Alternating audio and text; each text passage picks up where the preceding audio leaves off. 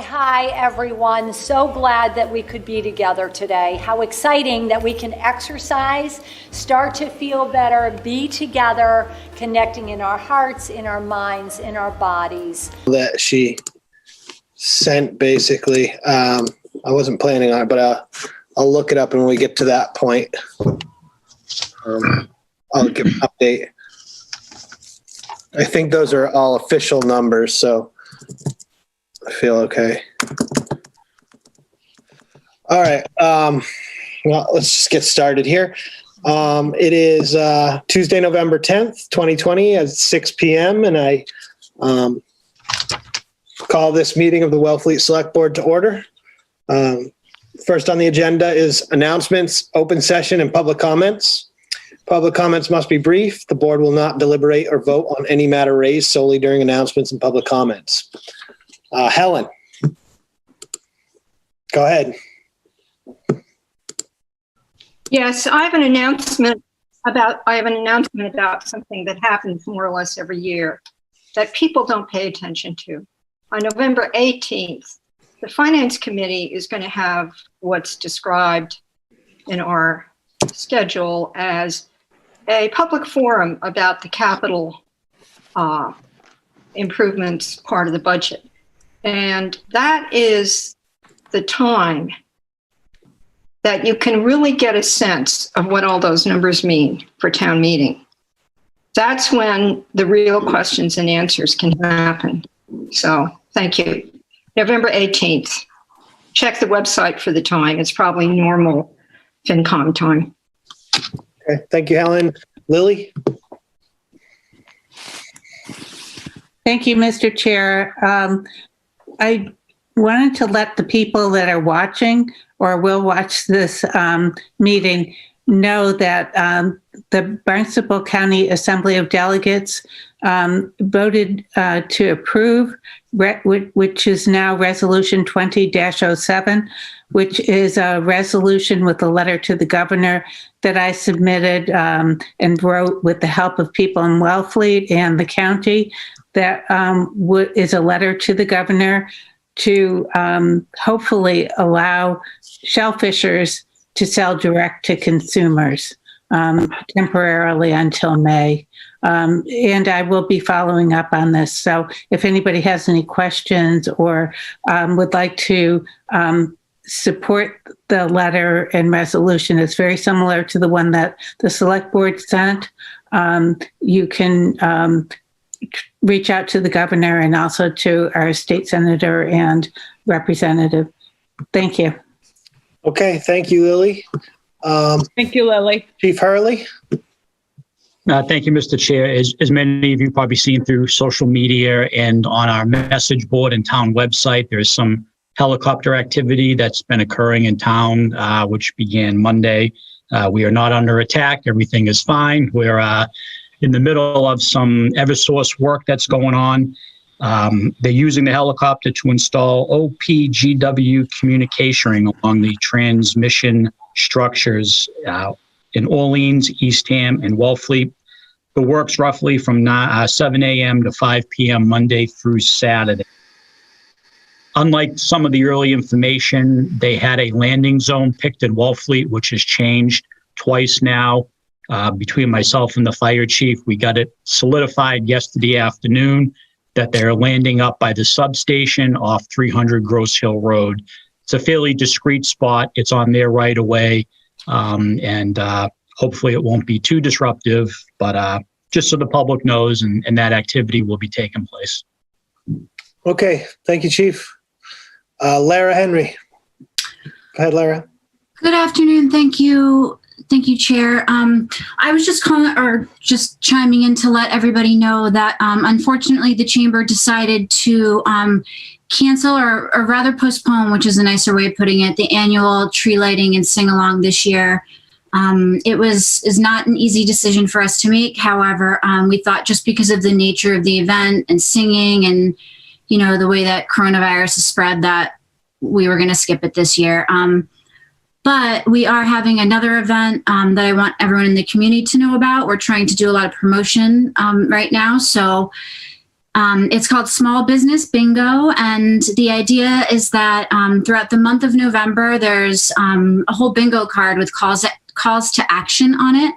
And you can participate if you're in Wellfleet. You can participate from wherever your hometown is. You can participate on social media. So the idea is that if you don't feel comfortable being out and about in person, you can still support our local businesses in the community. So just want to let everybody know about that.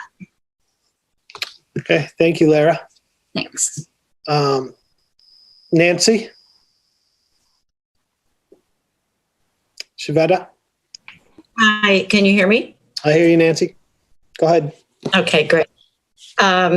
So I just wanted to let everybody that is kind of outside of the shellfishing community that had not heard, during town meeting with the support of the Select Board and the Shellfish Advisory Board, town meeting approved the Shellfish Department to spend $10,000 from our revolving fund for propagation for COVID relief to oyster farmers who have been hurt by declining markets because of COVID. Also, our recreational fisheries have been under pressure. There's been a lot more harvesting out there. So we're finding that we need more oysters, and local shell fishermen haven't been able to sell them. So we put together a program and applied for a grant from Barnstable County Extension and received 100% or a 50% matching grant. So we now, the town authorized $10,000. The county on Friday announced that we had won their match of $10,000. So we will be implementing a program to buy $20,000 worth of oysters from farmers who have been hard hit by COVID. Just that I think it's a great community program, and I'm really happy for our shell fishermen. Okay, thank you, Nancy. I'm sure that will be appreciated. Any other announcements? I have a question, Mike. Go ahead, Helen. Hi, through you to Chief Hurley. Chief Hurley, when you were talking about the helicopters, you said that Eversource was putting in, it was a series of initials starting with, I believe, O. What does that mean? Do you remember? What are they doing along the power lines? He has to be. Sorry. Yeah, I just got unmuted. I honestly don't know unless the fire chief made with the OPGW, but basically that main transmission line that's coming down the right of way through the power lines, they are doing a major upgrade along with an upgrade they did in the Main Street area this past year and the substation on Gull Pond Road. So it's a major upgrade for them to try to stop the outages and to be honest with you, the power surges that the lower Cape gets because we're at the end of the transmission line. And I remember when we were building this facility, we had tests done on power and surging, and it was problematic. So I know this is a major project with Eversource. Thank you. I'll try to find out what those initials mean and get back to everybody. Thank you. Okay, Janet? So I was going to try to answer that, and I'm trying to think of the words. I know it's like optic ground wire, and I'm trying to think. It's the same. I think it's like broadband too that they're putting down for Comcast, but I'm really not sure about that or Open Cape. I'm trying to find it on my phone where I read that in the paper. But yeah, it's making Wellfleet better. How's that? In a good way. I'm quickly trying to find it. Okay, sorry. I just don't know the terminology. I apologize for taking time with this, but I'm probably one of many who have gotten questions about the helicopters. So it would be nice to be able to answer. It's called a optical ground wiring project. And I don't know if that makes it any clearer or any muddier, but that's what it stands for. Yeah. No, I think it's broadband, but Yeah. don't quote. Yeah. So anyhow, let's move on. Yeah. Okay. It's been in the newspaper. Okay, next up, we have public hearings. This is a Shellfish grant transfer. To be consistent, I will recuse myself from this and have the vice chair chair this section of the meeting. Okay. Janet? Thank you, Michael. Thank you, Mr. Chair. I actually want to see how you're going to recuse yourself if you have to leave your house or something, but anyhow. Janet, I also need to recuse due to a personal relationship. That's right. Thank you. So this is to transfer Shellfish grant licenses 85-C and 85-C-A from Margaret Jennings and Lee Clark to Margaret Jennings, Lee Clark, and Nora Clark Jennings. Does the Shellfish Constable have any comments? No, I mean, I think it was all in your packet. And Nora is Peggy's daughter and Lee's stepsister. And it seems like it's a natural progression of things. Nora also used to be on a grant here years ago before she moved away. And now she's been back here for a while helping her mom. So Yep. nothing else to add. I don't know. I think they might be on, but I'm not sure. If you wanted to ask I don't see Nora them. or Good. Now I know they are all longtime Wellfletians, so it's great to see this, as you said, this progression. Helen, can I have a motion? You going to make a motion? No, I'm going to ask a question through you to Nancy. And thank you always for giving us what we need. But what I'm not seeing in my bunch of papers, which I've now been through 3 times, is where is Lee Clark's sign off on this? Remember, he's on it already. Did he submit that to you? I thought it's on the application. Isn't it on the application itself? It's on the second page. Continuing to stay on, right? Yeah. Hold on. Oh, I see. It's over on the right. Thank you. I apologize. Thank you. Yes, here's a motion. I move to transfer Shellfish grant licenses 85-C and 85-C-A from Margaret Jennings and Lee Clark to Margaret Jennings, Lee Clark, and Nora Clark Jennings. Is there a second? Second. All in favor, say aye. Helen, I. Janet, aye. Ryan, I. And so it's Thank you very much. with 3, 4, and 2 abstentions. No, 2 recusals. 2 recusals, sorry. Well, yeah. Yeah. Okay. Michael can come back in.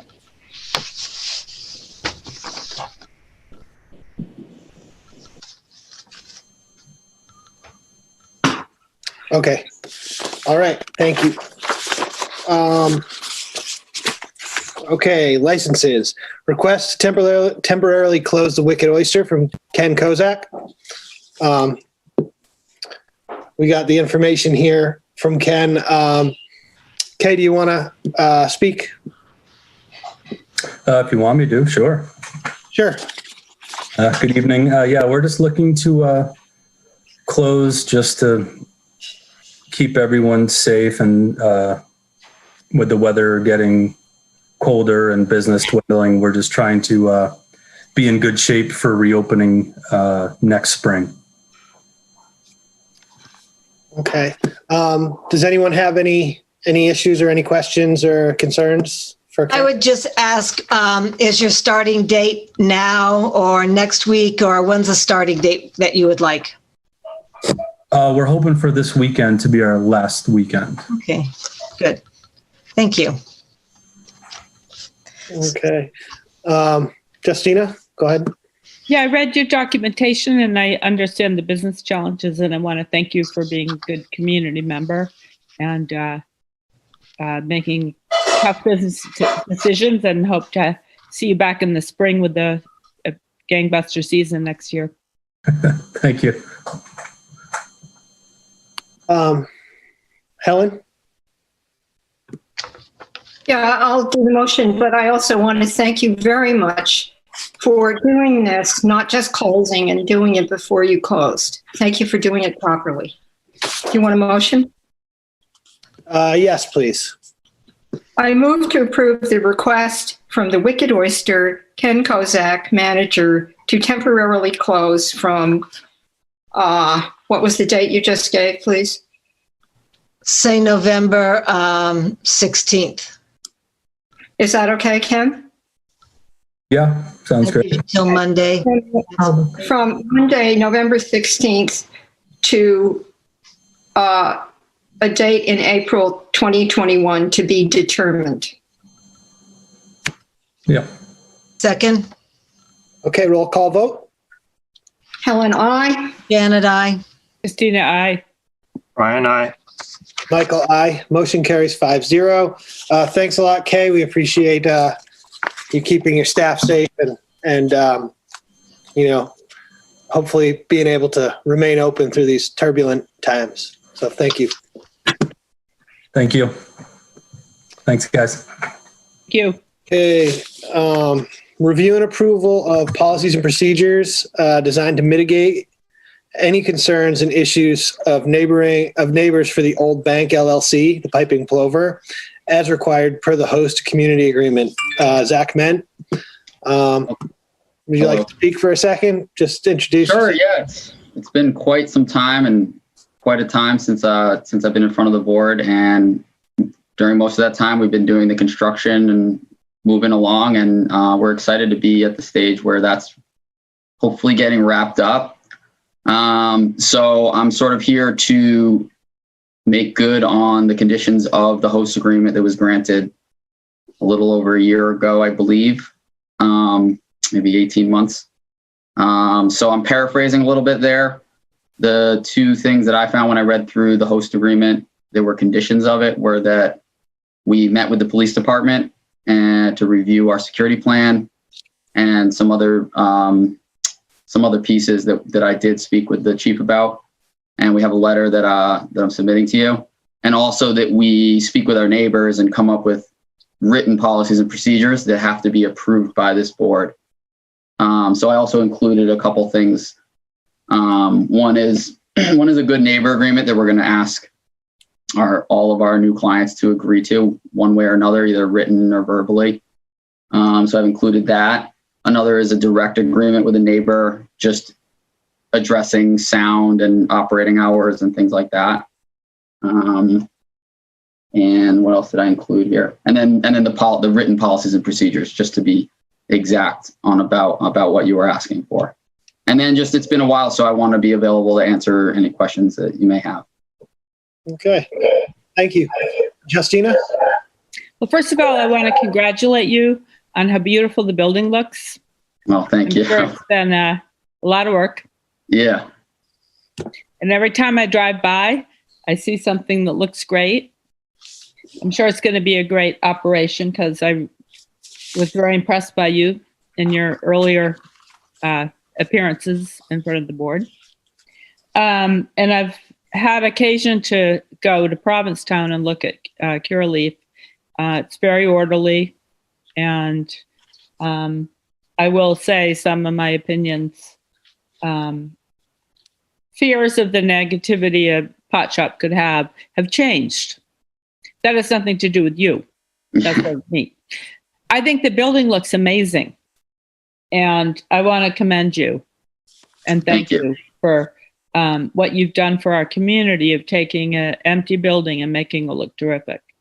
And I have one incredibly nitpicking comment on your good neighbors policy, which is I felt as someone who's a good editor that you had this great sentence on the bottom of the good neighbors policy about the dangers of operating a motor vehicle under the influence.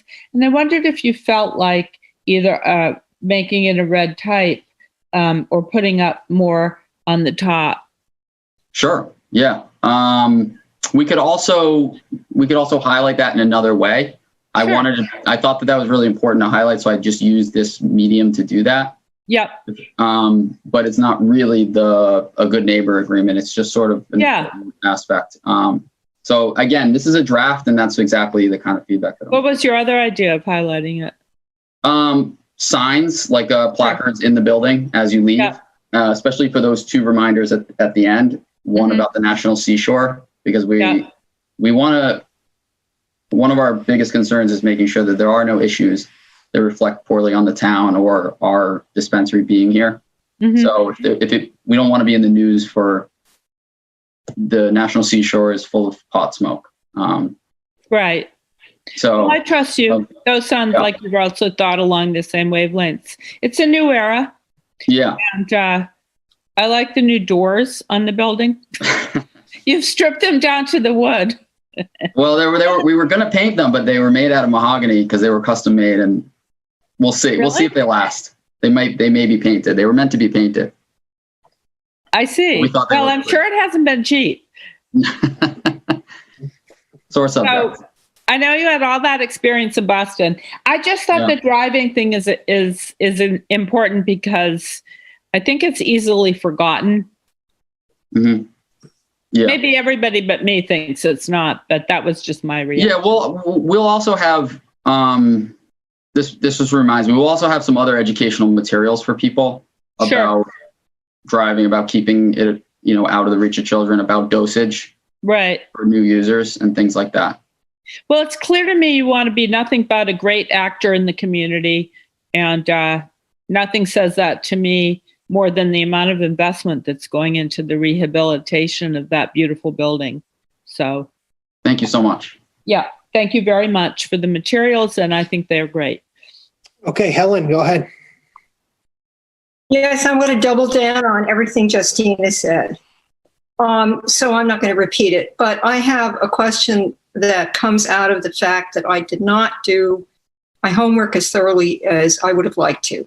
In other words, I did not take out the host community agreement and set it down side by side on the desk with the very good material that we got from you, Mr. Mann.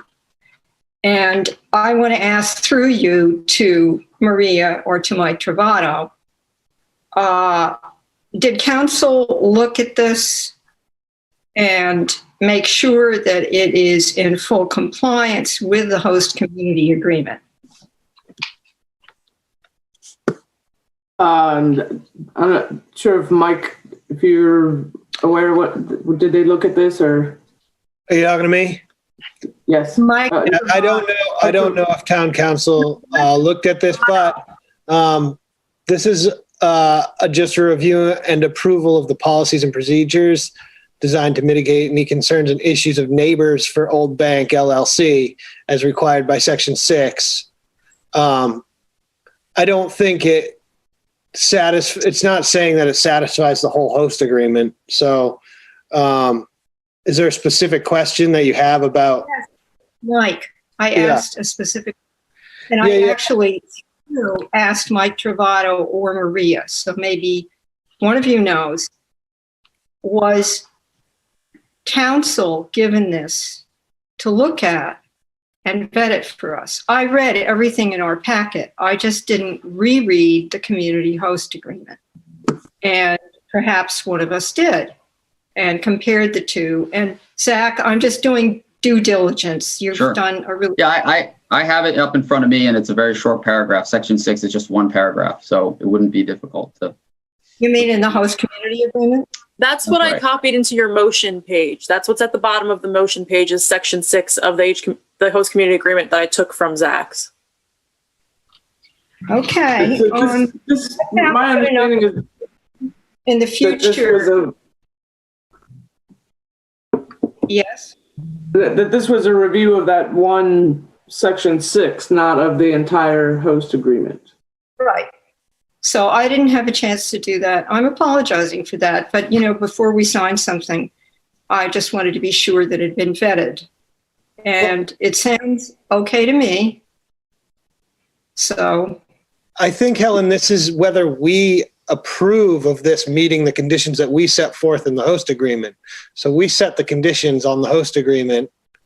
And then Section 6 is right under the motion here. I don't know if you see that on your motions. Under licenses B, at the bottom, it says Section 6 Community Impact Hearing Concerns. Do you see yes, that? Mike. Okay. The point is, does it comply? And that's what normally you would have town council look at, and town council would get back to us and say, the language and what we've gotten from Mr. Ment does in fact comply with that section. Okay. Well, I can say from my review of it, it says that they're to provide policies and procedures for your review. There isn't anything super specific, except that it's supposed to come back to you, which is the intention of this motion.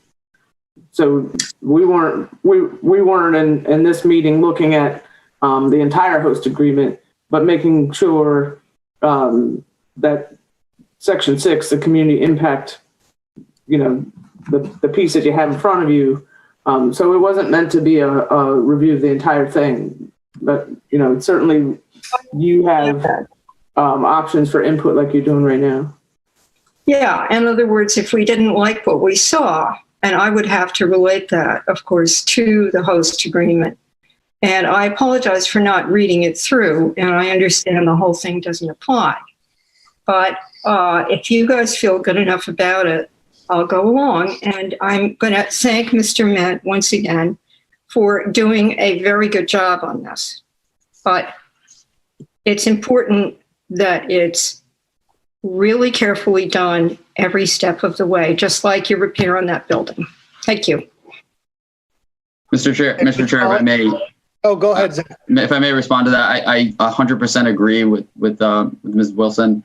This is very important that all the aspects of the host agreement are addressed. Again, so that nothing reflects poorly on the town later on for myself or any of my competitors in the town. So I don't mind at all if you take as much time as you need to review it. There are certain things that it asks for in that paragraph. It asks that I employ best efforts to work collaboratively and cooperatively with the neighboring businesses and residents. So I'm trying to show that. And so that's your discretion whether I did that. Yeah, exactly. This section of the host agreement is up to be approved by the select board. And it's pretty subjective. So I don't think town council weighing in would have any impact on it, because it's basically whether we approve it or not that binds it as legal. And it also says, said written policies and procedures as may be amended from time to time shall be reviewed and approved by the select board prior to commencement of operations and shall be incorporated herein by reference and made a part of this agreement. The same as if each were fully set forth herein. So the way I interpret this is that, like, we set up the host agreement, we set forth these requirements, and we have to approve them. I think Zach's done a pretty good job of addressing the concerns of neighbors. And have you had feedback from your neighbors, Zach? Yeah, extensive. So you can see in one of the attachments is an actual notarized agreement with my residential neighbor. Okay. Mrs. Cook, who was very concerned about the use from the beginning. And so I had many conversations with her. Okay, that's what that is. Okay. I wasn't sure what that was. Agreement and license? Is that what you're talking about? Yeah, so there's also that it incorporates some property details because there's part of the driveway that goes over her land. But really it's about her concerns. So we're going to construct a fence for her and direct our customers to be respectful. Okay. And that's what she's asked for. Okay. And limitations on operating hours. So those are important. That would become incorporated into the host agreement at her request, at our negotiation, really. Okay. Chief Polly? Thank you, Mr. Chair. First of all, just a brief history. About 5 years ago, when this came in front of when the whole marijuana retail question came up in front of the planning board, I articulated my concerns then about being in the downtown area, Main Street, Commercial Street, and so forth. I have since reviewed this. I reviewed Mr. Ment's host agreement information. He has been exceedingly responsive to the fire department concerns with respect to protection of the building, with respect to fire alarm systems, with respect to life safety. I've been through the building myself. The fire prevention office has been through there several times as recently as this morning. And I believe that in reviewing all of this, that Mr. Met has done an excellent job in meeting or certainly answering the questions or some of the concerns. And again, I've reviewed the host agreement twice now, so I have absolutely no reservations about Mr. Met and his plans to put this project forward and to be successful. Thank you. Okay, Ryan. Yeah, I think I'm going to abstain from this vote, just because I wasn't party to previous conversations regarding this issue. I don't know if this addresses any issues that might have been previously raised or not. I totally support getting this business open as soon as possible, but I just do not know if the issues that have previously been expressed by the board have been addressed and satisfied. So it's just, I don't know. Yeah. I'll just say that this is actually the first time that this policy's come before us. The only thing that was required was what was put in the host agreement, which is that section 6 there underneath there. So if you feel like abstaining, you can. I don't think that you'd need to. If you feel you don't have to, it's up to you, obviously. But this is not something that the board's addressed yet. The only thing that the board has addressed is the actual signing of the community host agreement or host community agreement. And in that is this requirement, just so you understand, this has not been before us yet. So, you feel free to abstain if you want, but I just wanted to let you know that we haven't discussed this section 6 with Zach before. Yeah, I'm sure as part of the issue or the initial granting of the community host agreement that some concerns probably were addressed at that meeting that might be related to section 6.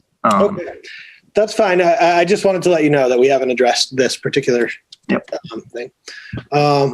Okay, I'd just like to say that I really am happy to see this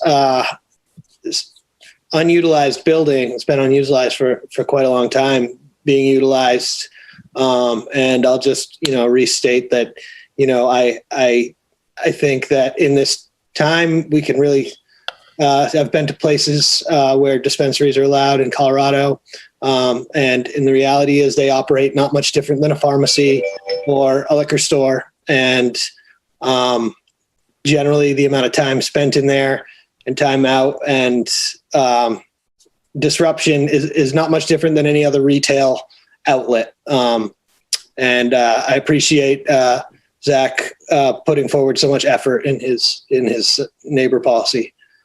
So I'm ready to move on this if somebody wants to make a motion. I move to approve the policies and procedures for the Old Bank LLC, the Piping Plover, as outlined by Zachary Ment and in accordance with the host community agreement. Second.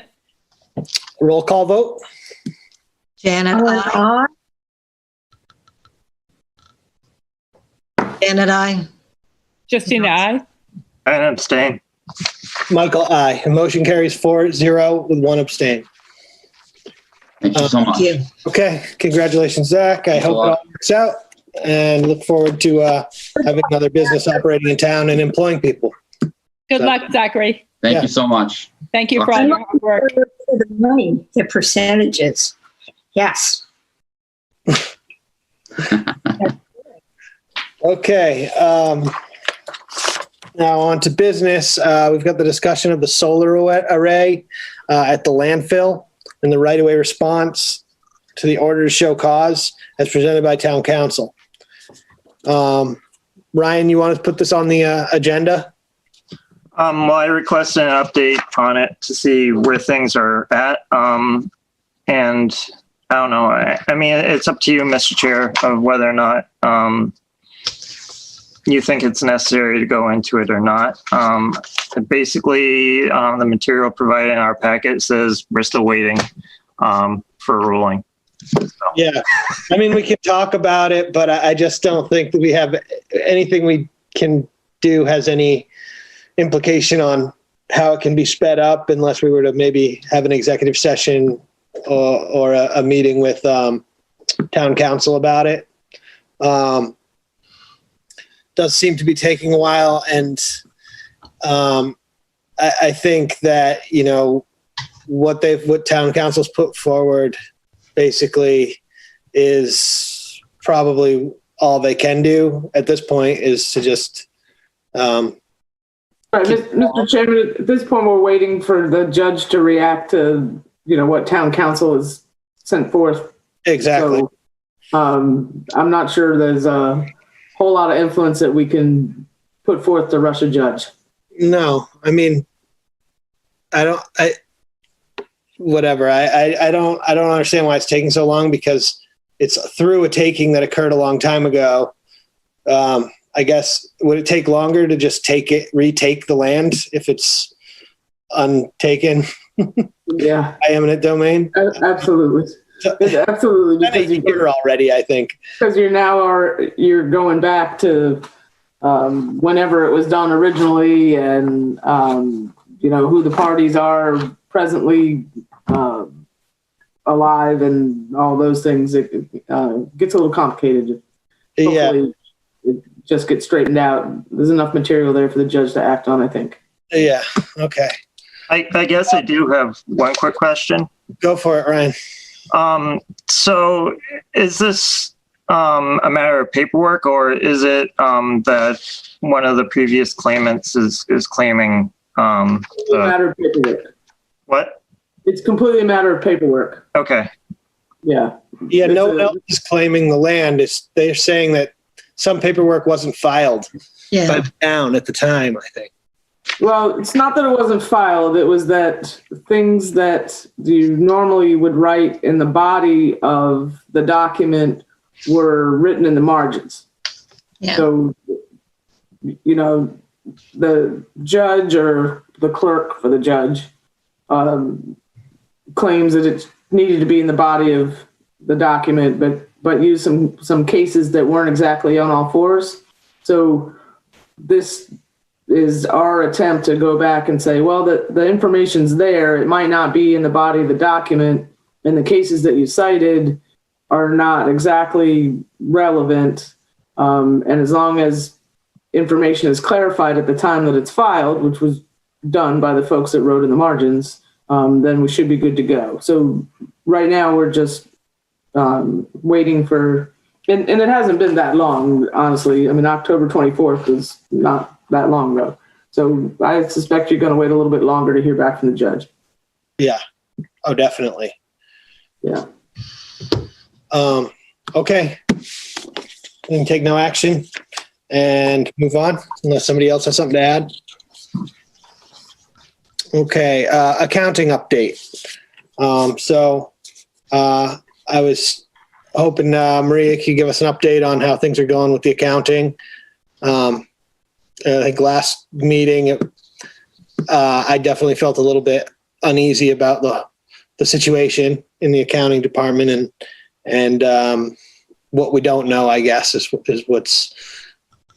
what made me feel uneasy. So yeah, if you could just update us in the town what's happening. I'd be happy to. And in fact, we shared with you some good news today that the Department of Revenue has approved our tax rate filing.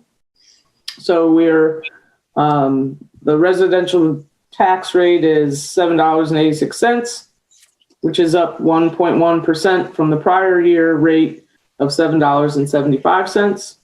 The average residential property value is about the same as last year, $558,000 versus $553,000. So we our tax rate has been approved.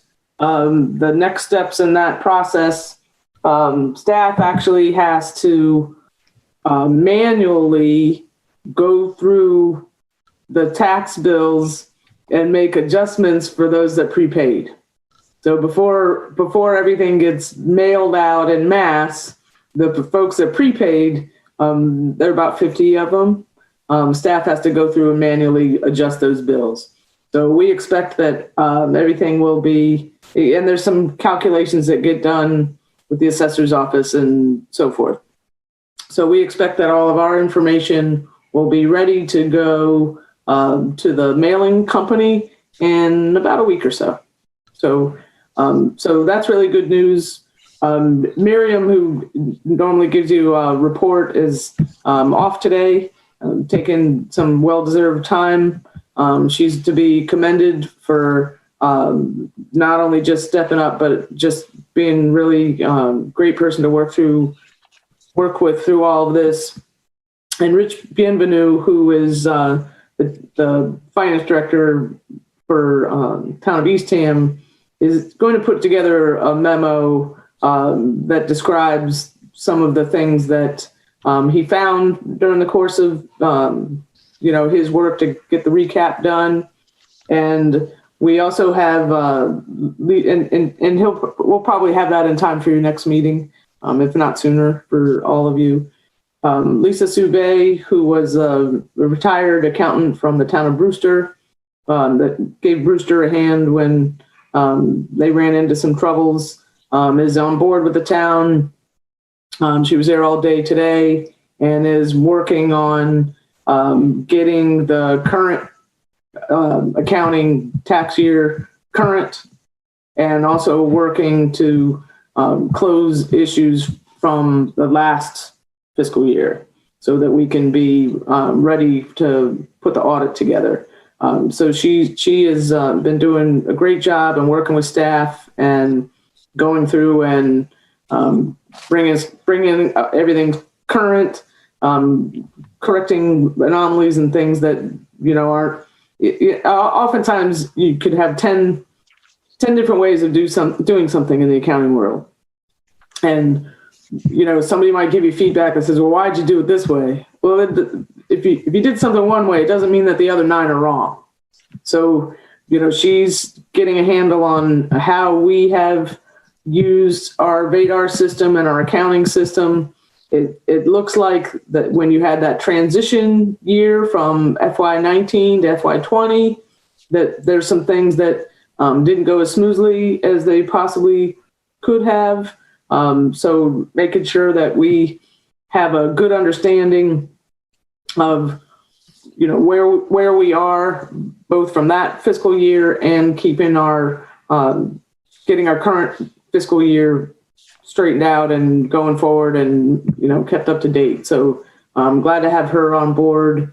I know there's discussions about whether we should have someone that does some forensic work or a CPA firm. And I would encourage you to listen to what Rich Bienvenu reports back to you, because he's probably one of the foremost experts in this field on the Cape, and we should be grateful for the work that he's done for us, and take into account the advice that he's going to give you, which he's going to put a memo together and should have that for you probably in the next week or so. Justina?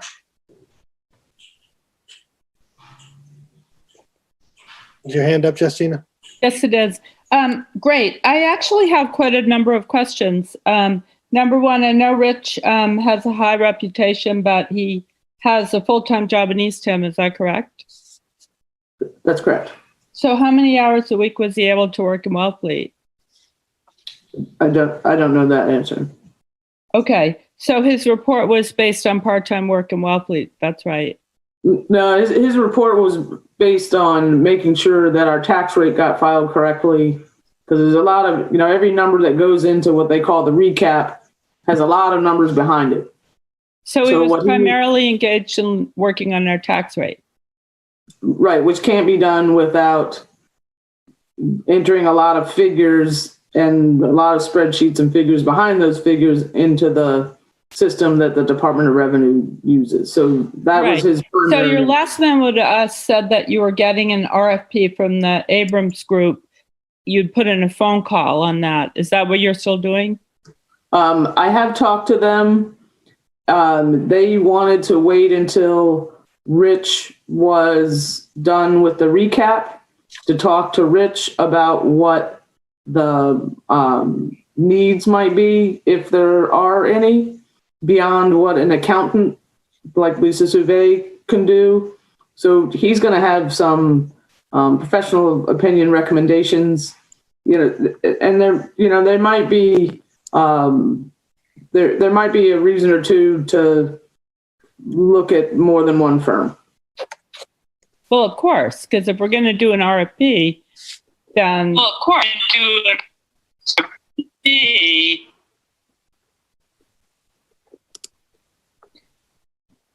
if we don't want to be limited to procurement rules, I would imagine we'd want to look at more than one firm. What is the status of the cash flow? It may be.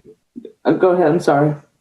No, I mean, I would just say that if we're looking at a scope of work, there may or may not be need to do a RFP.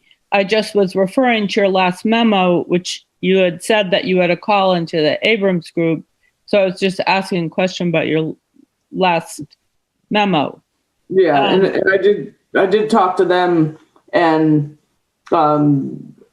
their thought was to wait until he's done till Rich and Miriam were done to find out what the need actually is, and for them to discuss that with you as a board, or have you look at his recommendation to see if they think that. I'm a little confused because my understanding was that Rich was working on the tax rate and he has a full-time job in Eastham. So I think that one of the functions of a forensic audit is to do a look back over several years. So Rich, with a full-time job, would have a limit to what he could be humanly possibly expected to do. So that, useful as his input would be,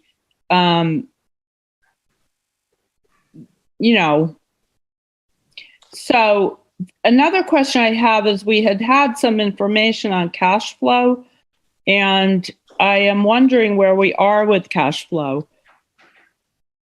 And when Miriam gets back, we can give you an update on that. Are you not able to give us an update? Nothing more current than we gave you the last time. Okay. Yeah. All right. That's the end of my questions. I actually am uncomfortable with the answers, but I'll do some more follow-up after everybody else has had time to say something. Sure. And I can say that, the work that had to get done to do the tax rate filing, is pretty in depth in order to be able to answer all the questions.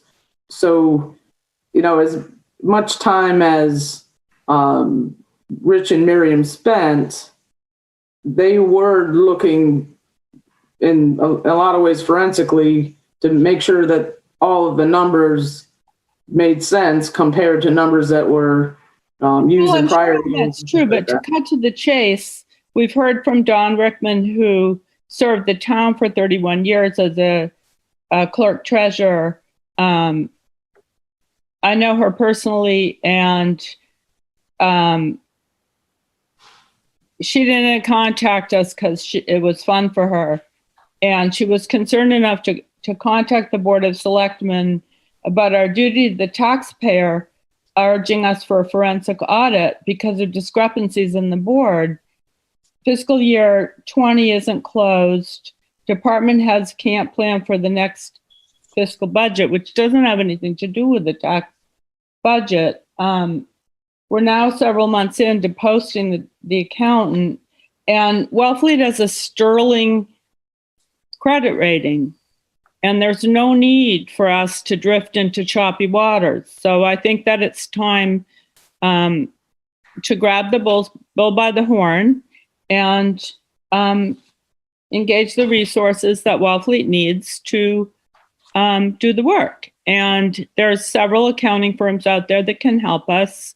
And I have forwarded you, Maria, several names of accounting firms and individuals. And I am a firm believer, having run a small business, of engaging accounting resources when they aren't available on staff.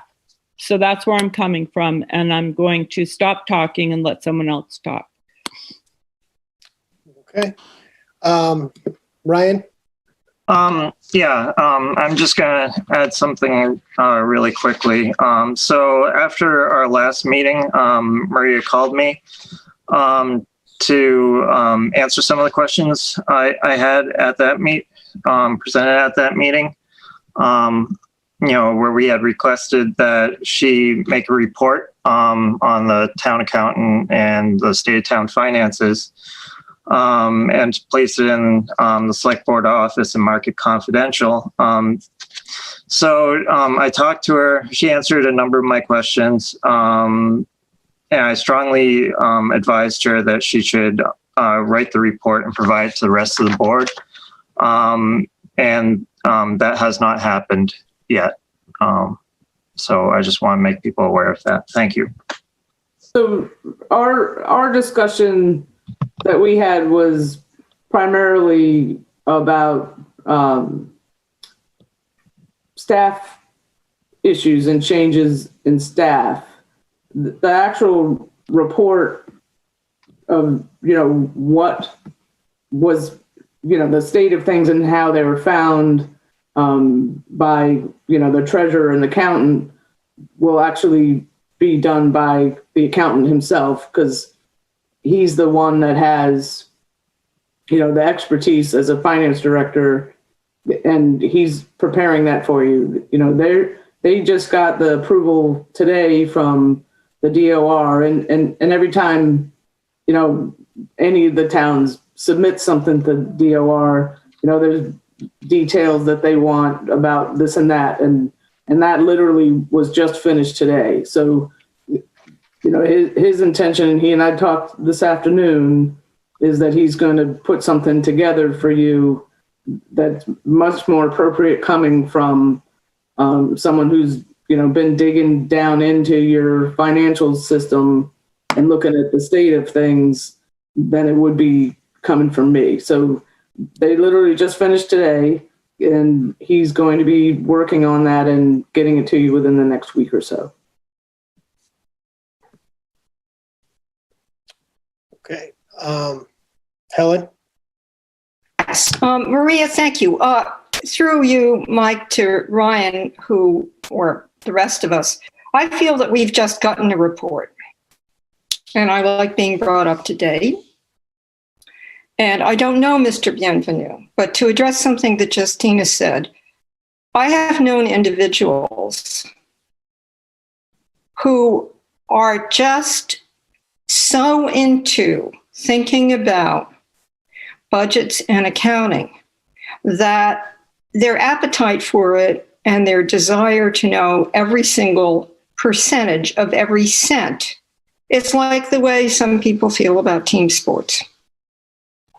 My late partner's father was like that. He did pro bono accounting for example, the Episcopal Church of New Hampshire. There are people that can do that. They have an appetite for it. My understanding is that Mr. Bienvenu is doing it pro bono. And although Justina's concerns are reasonable, in other words, this guy's got a full-time job, I do know that there are people who are capable of completely investing themselves in this kind of situation just because they're into it. Look at the five of us. We're not paid for this. We have other jobs. At least I do. Some of us do. And it's rewarding. It's what we do. And it's possible to have it done well. Now, that said, I agree with Dawn. This might be a good time not to second guess the help we've been getting. And thank you, Maria, for landing in the middle of this strange transition we've been going through on so many levels and trying to get what we needed to have addressed. I'm really glad the tax bills are going out next week. But I think a forensic audit would be appropriate now, not because I think a bad job has been done, but because this is a big transition moment. And here's a question. Mike Travato, whoever's on here, I'm disturbed that there's nobody from the FinCom on here. That's a little weird. How much does a forensic audit cost? Does anybody know that? Well, before we jump the gun here on a forensic audit, I think there's I've been kind of looking into, because the email came forward, the sort of things that would trigger a forensic audit, and primarily it's to do with like suspicion of illegal activity, but and that's the forensic part.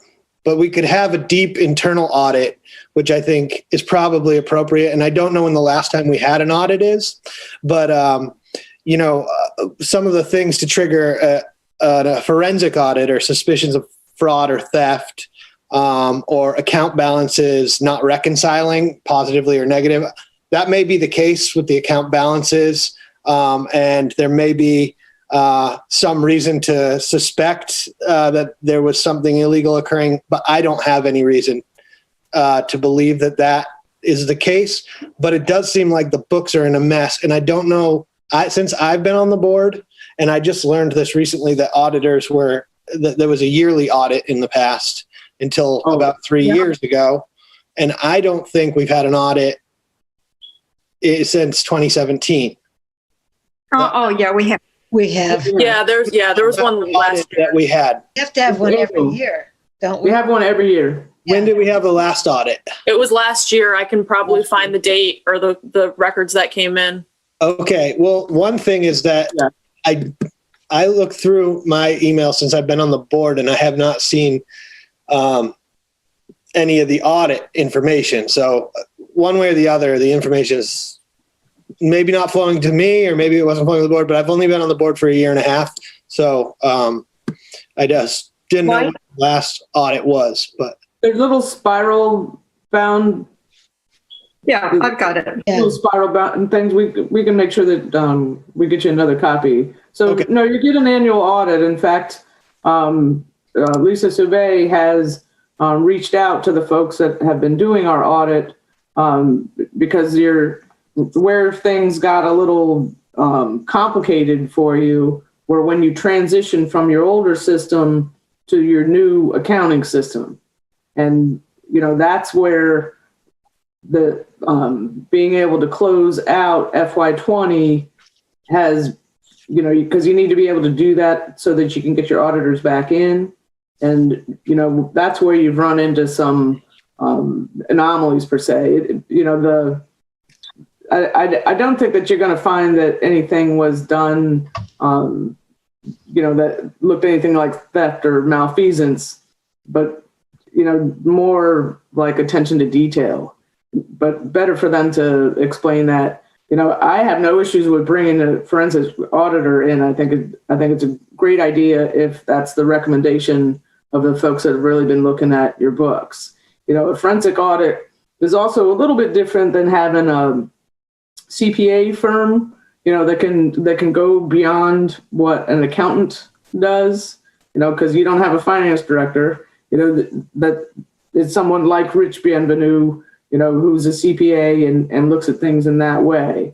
Both of the firms that I had contacted, Abrams and Eric, I always say his name wrong, Kernshoff, though neither one of them were available any earlier than December. So timing wise, no one's putting anything off. It's just a matter of, they needed to finish this tax recap work in order to have the information for those firms to even look at in the first place. And their work would be augmented by having Lisa Sauvé, who's, hit the ground running, working on your accounting right now. So they need her to feed them information anyway. That's sort of how it works. So, Mike? go ahead. Yeah, so thank you very much, Mike DeVasto, for defining forensic audit as different from deep internal audit. Let's see what our regular auditors come up with. And maybe we should have a deep internal audit while whoever the new accountant is that comes on, or should it happen before that? And to learn more about what kind of stress there is and how much money that might cost, and whether or not it's appropriate, and also when it should best happen. I was going to bring up, when's our regular audit going to happen? It's all been kafooey because of COVID. I've got the document from last year. I always keep them and then throw them out when we get the new one. But we did get it, Mike. It's just, yeah, it's a physical thing. It comes into the office. Thank you. Yeah, it's not usually done via email. Yeah. Ryan? Yeah, so one thing that Maria told me in the discussion we had is that there was a warrant article from previous town meeting that had not been funded. It was a relatively, or she told me that it was a relatively small amount, but that's an example of some of the issues that might have been occurring with the town books. So. Yeah, and regular reconciliations, things of that nature that are just sort of common practices. You haven't been having those done, so that's something I heard as a concern from staff in my first interviews. That's concerning to me. Trust me, if not as much as all of you, but. For sure. They have not been doing regular reconciliations, and they should be done at least on a monthly basis. When things are getting reconciliated, when they do happen, are they balancing? Those were the issues that the treasurer was, bringing to light when we started to have these conversations with you, was what is in the accounting system wasn't necessarily matching with what was in the bank, how accounts were being credited and that sort of thing, because your regular reconciliations between your treasurer and your accountant were not necessarily happening.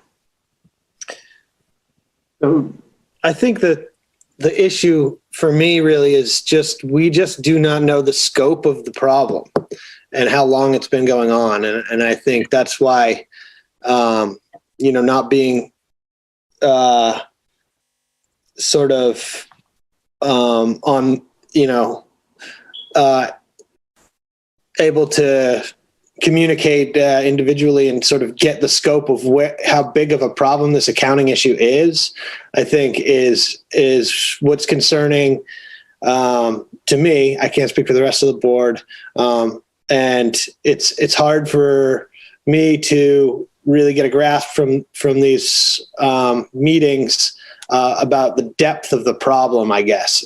And so, and that concerns me too. And I think that's where I would, definitely recommend that you listen to what Rich Bienvenu has to say when he puts something together for you. So, because they literally were finishing up their work today, getting that approval, and he will make a good recommendation to you.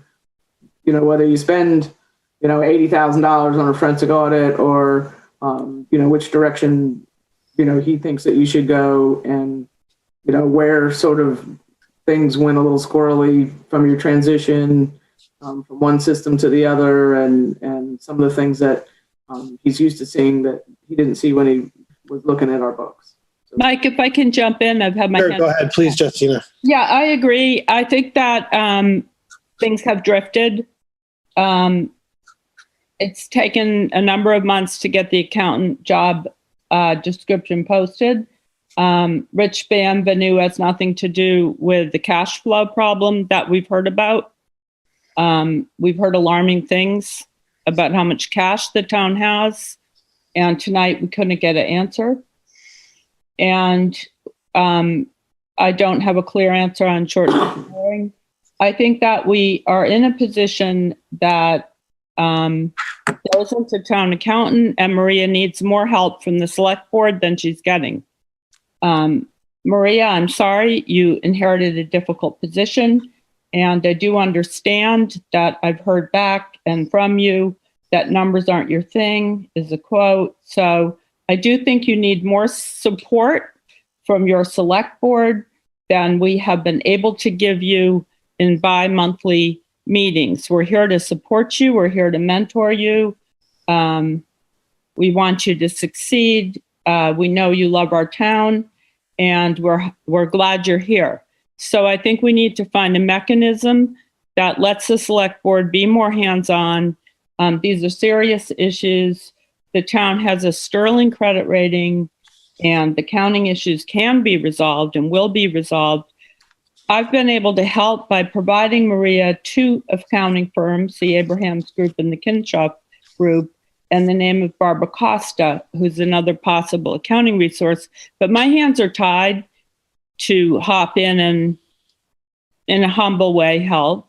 And I think everybody on the board wants to help, and Maria, see you succeed. So I hope tonight we can find a way for the board to be of more help, because little problems are easily solved when they're little problems. And the tax rate is great, it's getting done, but we need to close fiscal year 20 so that the department heads can do their budgets.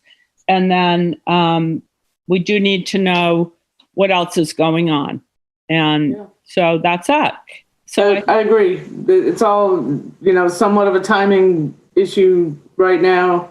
Well, I think, Maria, we're looking for a way for the board to support you. Appreciate that. I appreciate that. Trust me, I'm probably losing more sleep than anybody. Well, you shouldn't have to do it all alone. There's 5 people who care about you, who are glad you're here. And, here we are. So let's find some answers tonight. So we'll be in better shape on the other side of this than we were going in. On you. It didn't happen. The problems didn't happen in one night, and you walked, and here we all are. Hey, Mike Travato, do you have your hand up? Can somebody unmute Mike? Yep. Thank you, Mr. Chair. Just wanted to add one more thing. That when Maria and I were talking today with Rich Bienvenu, he also suggested the possibility of us talking to the DOR about a financial management review. And it seemed like something that might be a good possibility for us to take as a next step, along with the other steps we're doing right now. So, that was just presented to us today, and don't want to speak for Maria, but certainly there's one option we may want to pursue. Thank you. And that is an option that you have. They have a team of people, and they don't charge you for it. So. Okay. So I feel like we have an obligation to, our constituents and the taxpayers to have an understanding as a board of like what the scope of the issue is. And so I just have a motion, and we can discuss the motion, but I think it's an appropriate step to take for the select board. And that's I move that the select board conduct an investigation into the town's finances in accordance with section 3-4-1 of the town charter. Second. We can second. So the motion is seconded. We can discuss that motion. Okay. Mike? Yeah, I'd like to. Yep, go ahead. So, Mike, Yeah. What we just heard from Mike Travato really interests me. Clearly, we need to look at the situation more clearly. Clearly, we need to do it with whoever the new accountant will be coming in and whoever's working on it now. If you wanted to read that section of the charter, I would consider voting on it. Sure. But I don't have it off the top of my head. So in a minute, can you do that? Yes. But the main thing is, I am less concerned about mistakes that have been made than I am with what's happening right now on the ground and how things are going to go better in the future. And that's what I think a meeting with the DOR might really help with. Because if Mr. Bienvenu is willing to help with that, it would be great, because he's had his nose in the numbers and has helped us get up to speed. And I'm going to say it again. The great question is, when is this closer look going to happen? Is it going to happen before, during, or after when we get a new town accountant? Given that we have a retired accountant who's going to be the acting town accountant until we hire somebody full-time. Can you read that section of the charter, please, Mike? Yes, it's section 3-4-1, and it's the select board may conduct investigations and may authorize the town administrator or other agent to investigate the affairs of the town or conduct of any town agency, including any doubtful claims against the town. And for this purpose, the board may subpoena witnesses, administer oaths, take testimony, and require the production of evidence. The report of such findings shall be placed on file in the office of the town clerk, and a report summarizing such investigation shall be printed in the text of the annual town report. The other thing that it does is frees the select board to communicate with town staff on these issues. So. What does it say exactly about that? It says exactly about that. That's actually as far as, let's see, I just have to find the part of that except for the, this is section 3-7-1, except for the purposes of investigation authorized by this town charter, the select board or its members shall not communicate directly with town officers or employees who are subject to the direction of the supervision of the town administrator without the express consent of the town administrator, and only upon matters so approved, neither the select board nor its members shall give orders expressed or implied to any such officer or employee, either publicly or privately. Yeah, that's just the normal thing that applies to all our communications with staff. That's Right. not really a relevant section to what you're suggesting, which is Well, it is relevant in that it's except for the purpose of investigations is the first line on that. So basically, because the charter is written with this and you know about this, Helen, because you were I worked on it writing. a lot.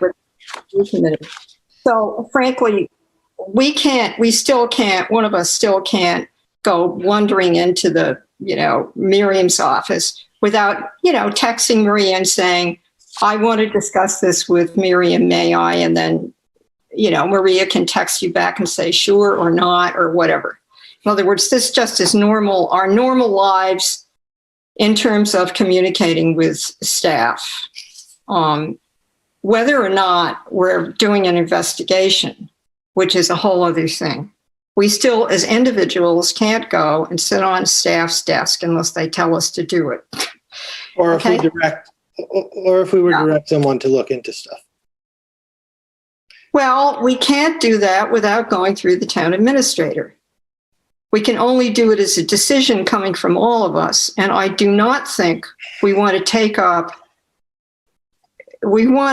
change that structure which protects and mediates our contact with staff and also separates us. I mean, I try very hard if I've had an exchange with staff, if it isn't going to normally come into one of our meetings, to communicate it, insofar as that might be necessary. Sometimes I'm just stupid and I don't know something and I need to ask a question, anyway. So why don't we just not cite that charter section, Mike, and just ask for there to be, it's a good motion, but vote to have this happen.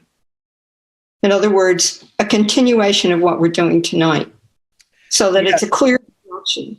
Well, citing the section of the charter is the select board conducting the investigation. Yeah, but we're not, the select board then without. Yes, I want to let everybody else speak. Yeah, so Mike, could you be more specific about what you're proposing, please?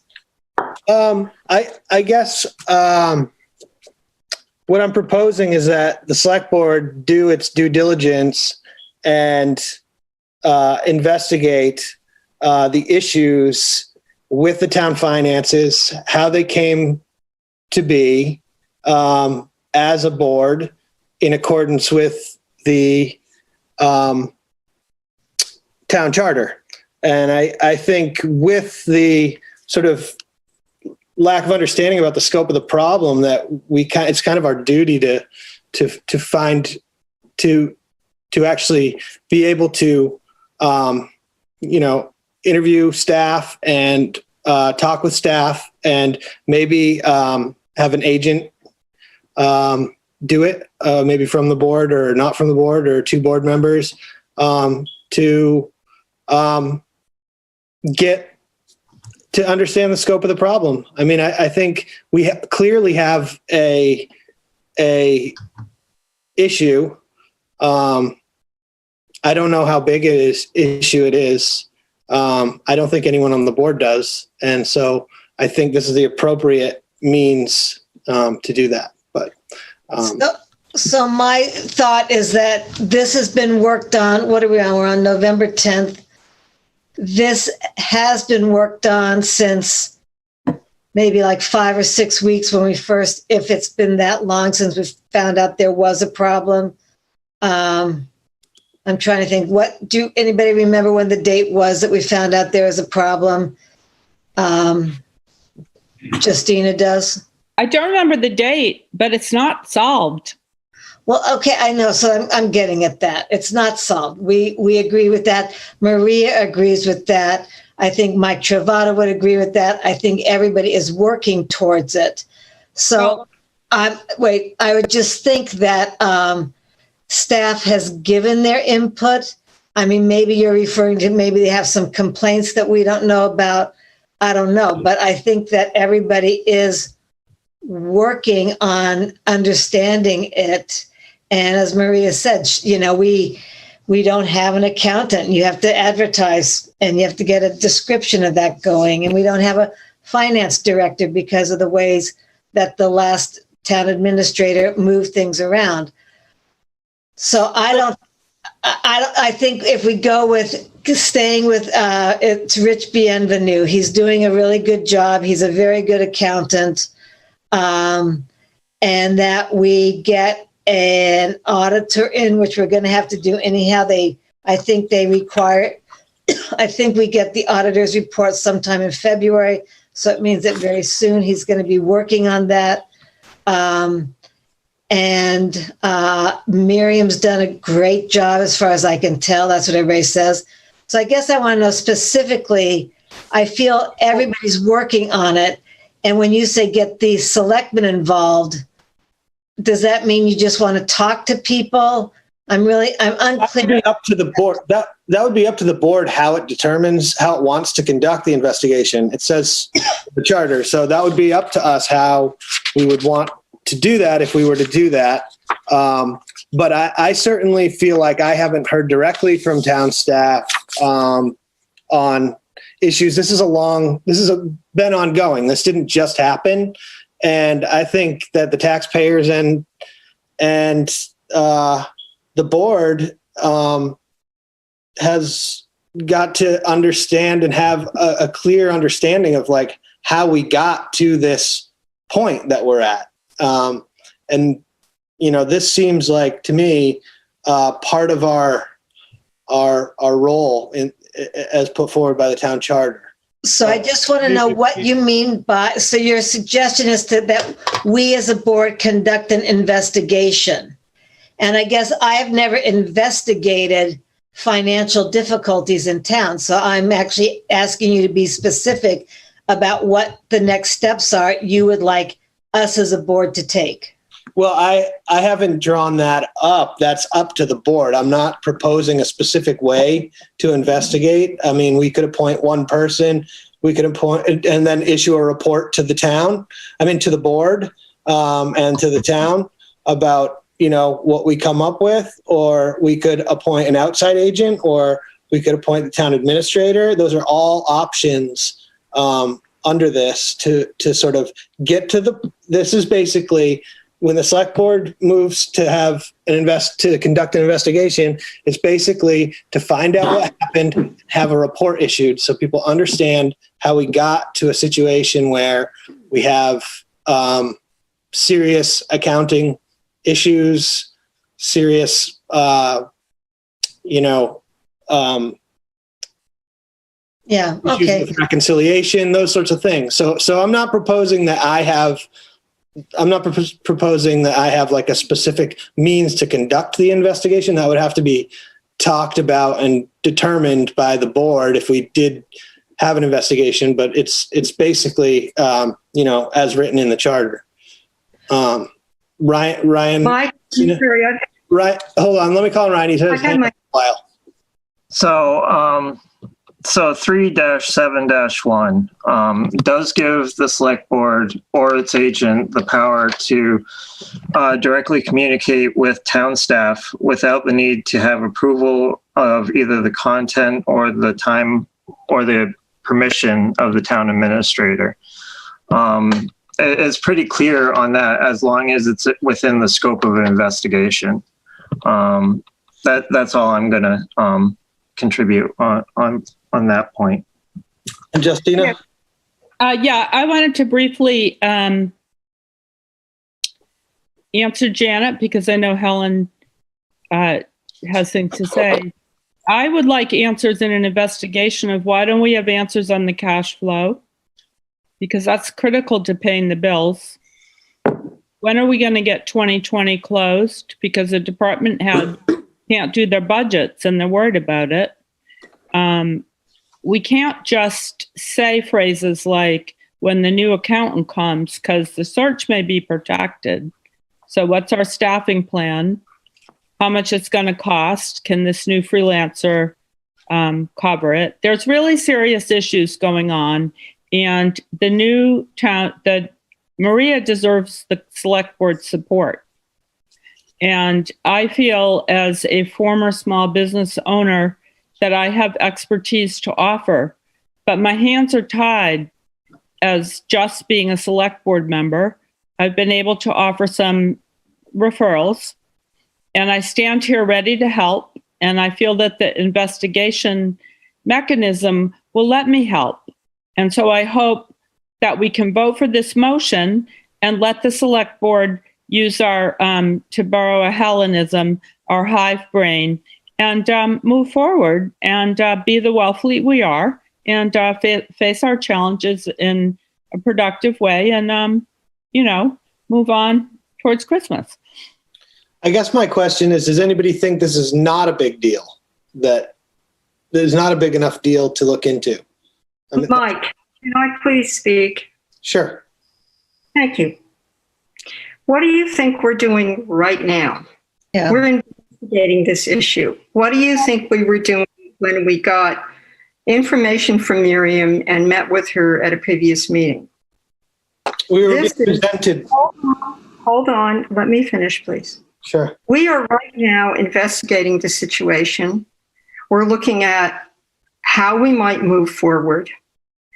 We have gotten during this meeting, and we'll get more information when we get the memorandum from Mr. Bienvenu. And I'm not sure that it is a good idea for the 5 of us, because it says the Board of Selectmen. Unfortunately, we haven't changed the language yet in there. It says in the charter, oh, wait, we have. It's the Select Board. We have changed it. Move on. The Select Board can investigate. Guys, that's all 5 of us. So some of the method might include the 5 of us meeting with staff one-on-one in meetings, open meetings.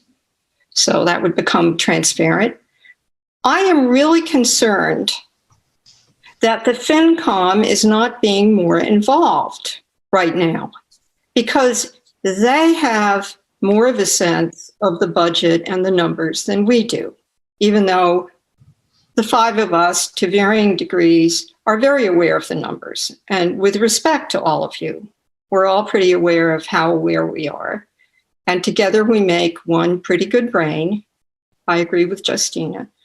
But in this one area, we are kind of horizontally in charge along with the FinCom, simply because they're supposed to advise and recommend. They can't make decisions like we do.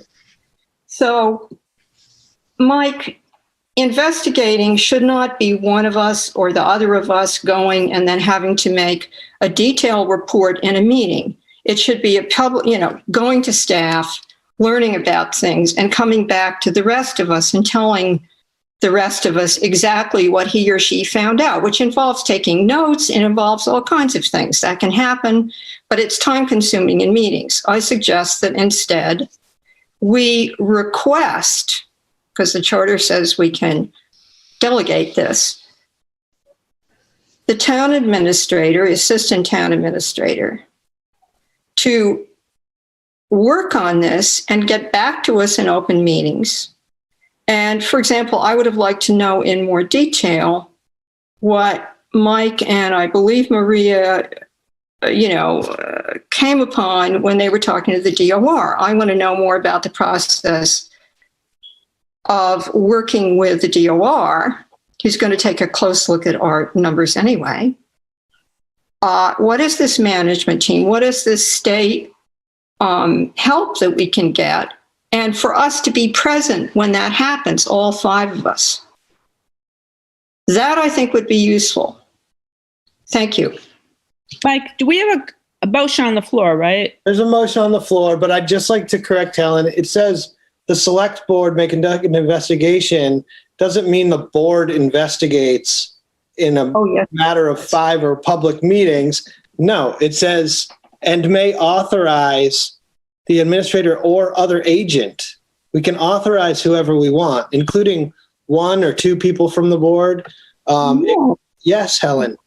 No, if it doesn't say the Select Board or any individual there. Remember, I was sitting there looking at this language. An individual is an agent is an individual. So if you appoint them, become an agent.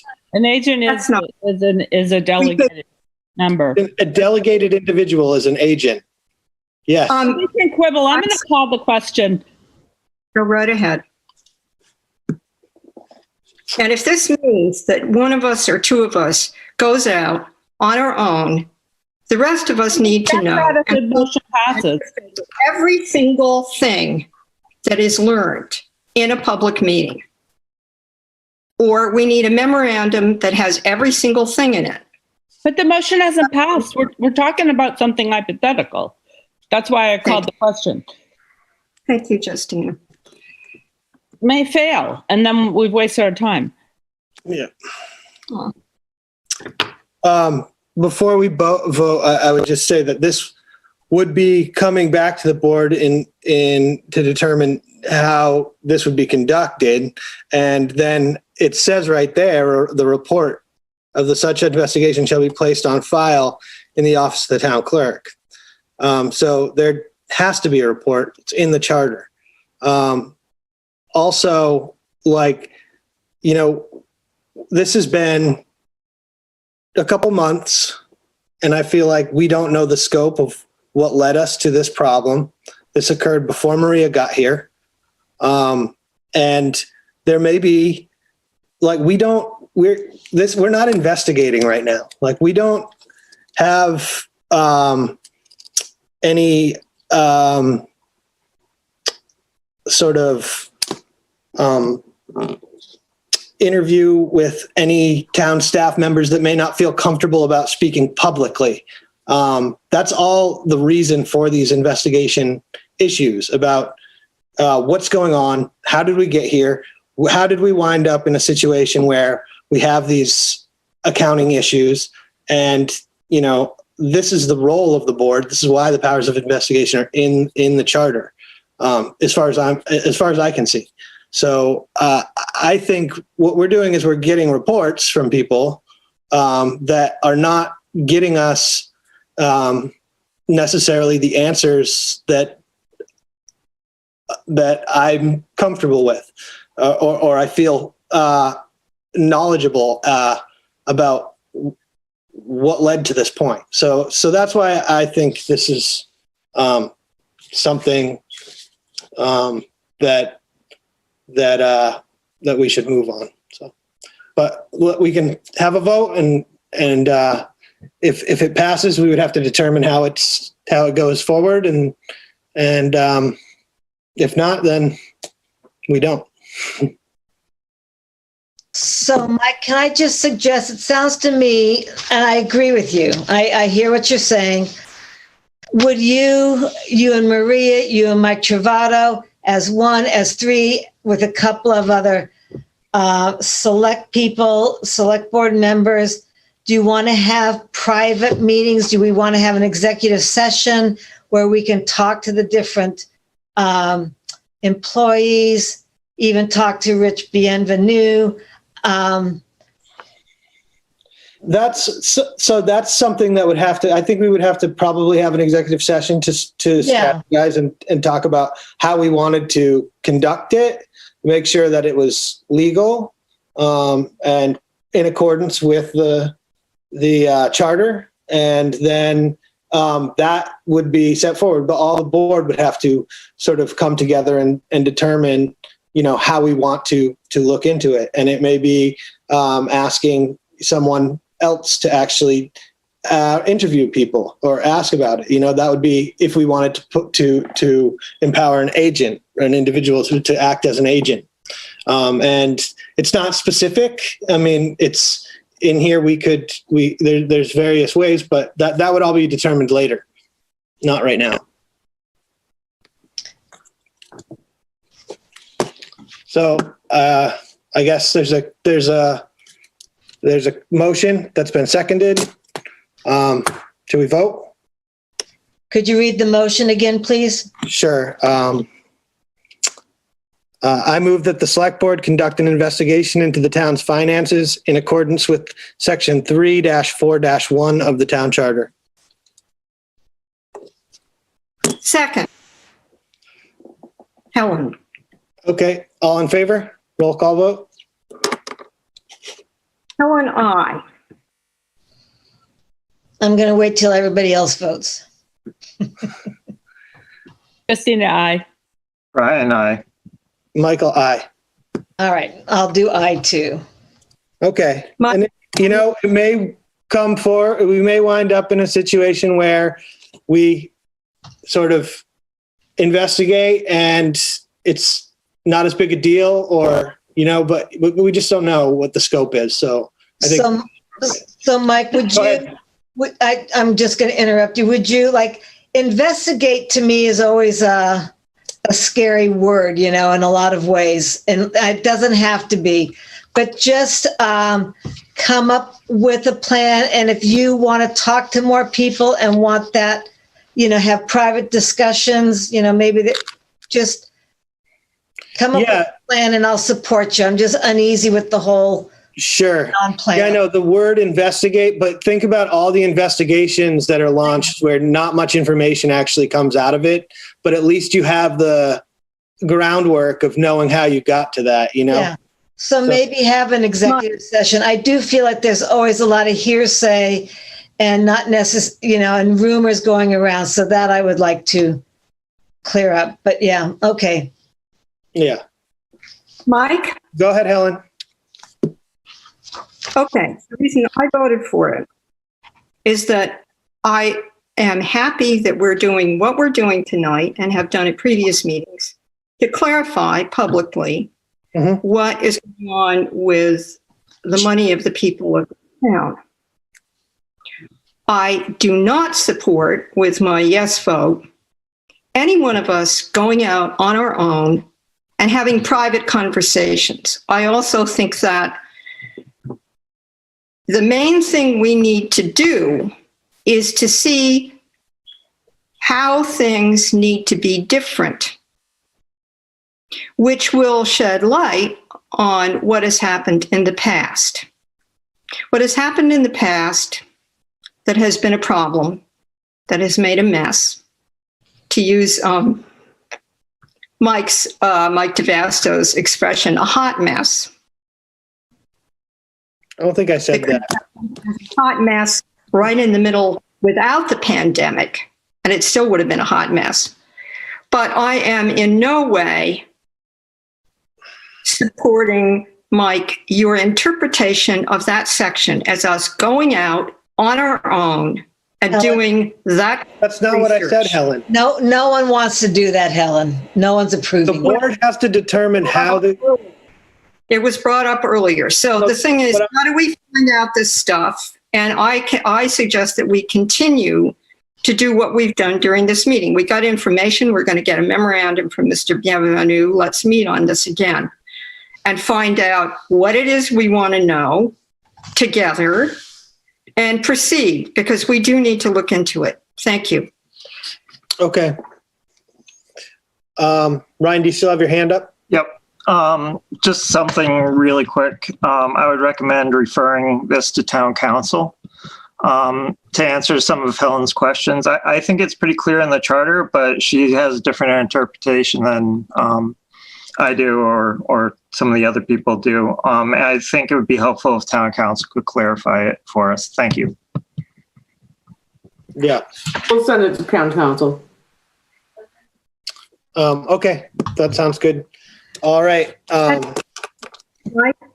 Also, Maria, I highly recommend that the town administrator contact the chair of the Charter Review Committee, who was Harry Turkanian, about this. Okay? In other words, Okay, don't just listen. Helen, Yeah, we know what that means. we don't need to beat a dead horse, but it's pretty clear in the charter. I don't know what you're reading, but that's not what I'm reading. To you. Okay, on to the next item. We have review and approve the FY 2022 annual budget and the 2021 annual town meeting schedule. So, okay. Looks good to me. I just have a question first. Some of these dates have already passed. I was wondering if the town administrator could just go through and tell us which parts have been completed already. So let's see where we are. So we're on the November 10th one. We have gotten the budget information to the department heads. We've had the meeting with FinCom about the CIP.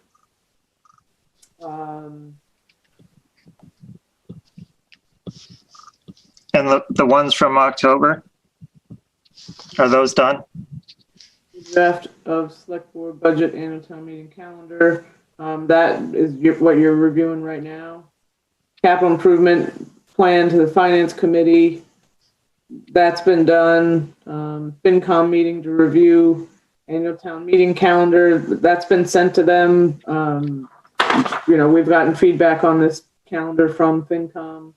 They still have some dates in the calendar that FinCom wanted to be somewhat flexible with, and those show up in here as confirmed with FinCom, like the one end of November, one event in January. There's some things that they're more comfortable waiting to know what information comes to them before they decide. You'll find that the dates with the schools move a lot because they they're not on as tight a timeline as we are, so things have to get adjusted. So FinCom wanted that flexibility. The certification of free cash has not been done because that involves closing your books from the prior year. So that, I do not think that date, we've put to be determined on there because that really has to do with the closing of your prior fiscal year. Will that be Rich Benvenue's report? As to what the status of that is? No, will he be doing that? No, the accountant that is on board is doing that. Okay. And are the other ones from October done? I believe so. Final deadline for select board budget policy statement. That's what's in front of you. Okay. So, that's where we were, with the timing of your meetings and so forth, but. Yep. And then distribute budget materials to department heads. That's been done. With the caveat that, should you decide you wanted to change your budget policy or the calendar, that, it was given to the department heads as a draft. But the budget materials don't include a fiscal year 2020, is that correct? No, because your books aren't closed. Yeah, your books for 20 are not closed.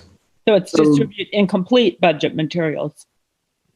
So the materials that were given to department heads, normally it's a spreadsheet that shows year-to-date figures, for where they are now, and actuals for the piece that's missing is the actuals for 2020. And because you have some questions that need to be answered related to closing your 2020 accounts, I don't have numbers to put in there. Those are things that your accountant that's come in working with us, Lisa Souvet, is going to work diligently on those, while also trying to get your current accounts current, the current fiscal year current. So what guidance have you given to your department heads on developing a fiscal year 2021 when 2020 isn't closed? That will get them the numbers as fast as we can, and to try and use what they were appropriated for that fiscal year as sort of a guidance point. So, you're really looking at whether they are going to propose to spend more or less than a particular line item. And that's sort of the way they have to look at it until we have actual numbers that come out of our accounting system to be able to give to them. Can you repeat that, please? So if they had an approved budget for, say, supplies for $100, to sort of use that as a temporary starting point until we can give them, so we can give them actual numbers. Okay, sounds logical. Yeah, it's no, it's not my favorite scenario. Trust me. No, but it's. I see what you're saying. Yeah, I mean, you're gonna see whether they're proposing to do more or less than they were appropriated for last year. Where we're gonna run baseline. I understand. As a baseline. Yeah, that's right. Ryan? Yeah, I have another question. Sure. So any of these that aren't reliant on the select board or the FinCom, do you think that any of the other parts of it might slip further back? That mean? Like we have dates in December, when things are supposed to be done by. Do we have any reason to believe that those might be done at a later date than what is in the schedule? But I don't at this point, but certainly we'll keep you apprised if we think for some reason something's going to change. How comfortable are the department heads submitting a final budget when they don't have 2020 actuals? Have you gotten feedback? They're as uncomfortable as I am. So Yeah. so then in fact, those deadlines might slip because they don't have 2020 actuals. Well, unless they would if you only based your proposed budget on your actuals. So if you base your proposed budget on what you're approving for them to spend on, line 100 for supplies, then that's still what you're approving them to spend. Having the actuals makes the case for any changes from what was approved to what was actually spent. Where you're going to come up with some adjustments is if you end up having to change, practices because of COVID and that sort of thing. But most of that would be they're predicting what they need to spend as opposed to comparing what they had already spent. Right. I was 8 years on the Water Commission. We had a budget. And as far as I understand it, you do need your actuals as part of the budget process. So I haven't heard any department head feedback, but so therefore I don't know how comfortable department heads are in terms of providing the budget they have to live by without the books being closed. So I think that's a data point the select board might want to hear about. For sure. And I think it's, if a department is doing a zero-based budget, for instance, so they're looking at what it is they are projecting to spend. And, you can do that without knowing what you spent last year. So it's easier to do when you compare what you spent last year, but you can predict what you're going to spend the year going forward, according to what things actually cost and the research that you do. The bigger departments actually keep some numbers on their own, which is, what brought to light some of your accounting issues. And they have a better handle than, some of the smaller departments might for how much money they've actually spent on things. Right. So Well, they each put in a requisition and other costs to keep track of their spending. So they actually probably have better numbers than we can provide them right now. Well, no offense, I'd rather not vote on committing any department to a deadline before making sure they're comfortable that the books aren't closed. Because they have to live by those numbers. Yeah. Chief Polly? Sorry, Justine, I didn't mean to interrupt you. No, I was just blabbing on, but I'm going to lower my hand. Thank you, Mr. Chair, and through the town administrator to the board. I am very, all your department heads are very keenly aware of the situation, and the town administrator is correct. With respect to my department, we have kept through our administrative assistant, Teresa Townsend, whose numbers I will take to the bank every day of the week and twice on Sundays. She gets it down to the penny. So we have routinely kept for years, 30 plus years, internal records as to what we've spent, what we have. And, in the last year to 18 months, those numbers have not been reflected from the accounting department for whatever reasons. Again, not saying there's anything going on. I think it was just a matter of miscommunication, some level of not knowing what's going on. But we are very close to putting together a budget request in the next week that I feel very confident with our numbers. And again, with echoing what Maria's saying, I believe that, the three major departments in terms of budgets, fire, police, public works, have done this for years. So, somehow we'll get these numbers to match up over a period of time, but we're going with our internal numbers, which I have very, very good confidence in. And I believe that's probably what's happening with at least your major departments, but I can't speak for them. Careful, Chief. You might lose Teresa to the accounting position. Oh, no. When Teresa retires, I'm retiring. So I can't do this by myself. She is my numbers person, and she's fantastic at what she does. I'm just kidding. But, Chief Hurley? Oh, thanks, Mr. Chair. And again, I'll echo the same thing. Eileen Davis has been within the police department for 30 years and was a bookkeeper at Bradley's, for those that may even remember what that was back in the day. So we do keep very hard in-house numbers. And as the fire chief and Maria have stated, a lot of concern over differences in actuals and monthly reports from accounting over the past 12 to 18 months. So we will use the numbers we have internally and move forward with the FY22 budget. Okay, thank you, Chief. Anything else? I think we can, make a motion on this, and if things need to, change.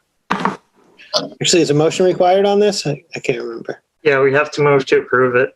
I just quickly want to say many departments don't have a bookkeeper, and I just would like to, before we commit the smaller departments to a deadline, make sure they can meet it.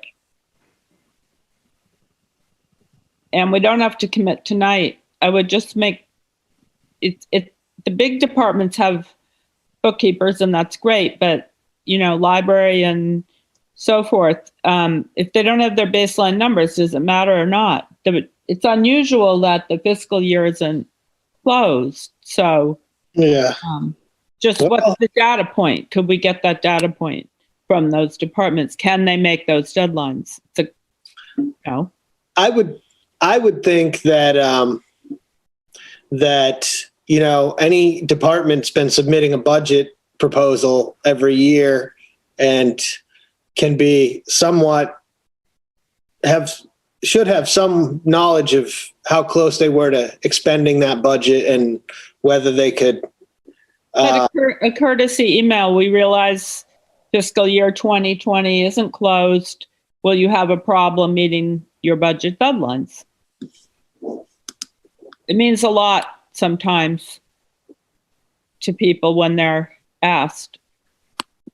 I guess it kind of comes down to how important it is that these deadlines are met.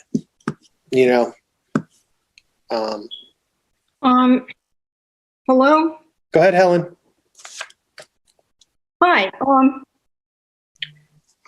How many, through you to Maria, how many departments have submitted their budgets? I know the Shellfish Department has, but besides that. The Shellfish Department has, they've all finished their CIP budgets, but their deadline for submitting has not. Yeah, they have not crossed a deadline yet. So that's good. So thank you. Just confirming this. I think it's going to go fine, and we do not want to hold up the review of their budgets, which is coming up. We have been thrown off schedule enough. I completely agree with and already knew about and appreciate the fact that both chiefs have confirmed that although it's good to know what you've done in the last year, right, to agree with Justino and putting it very colloquially, they can still tell us what they want to spend because, by God, they've been looking at that and they know those numbers already. And I don't think that we need to remind them again that we're all in the middle of this very unusual situation, given that they're already in process for getting the budgets in on time. They haven't met their deadline yet. They're all rushing to do it. Let's not screw that up.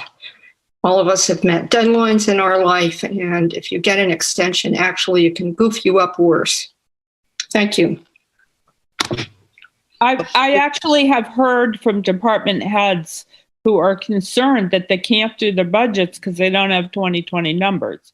And I think that it wouldn't be hard for Maria to send out a memo to her department heads, just double checking that they're okay. It's different for the 3 top departments because they do have staffing that the littler departments don't.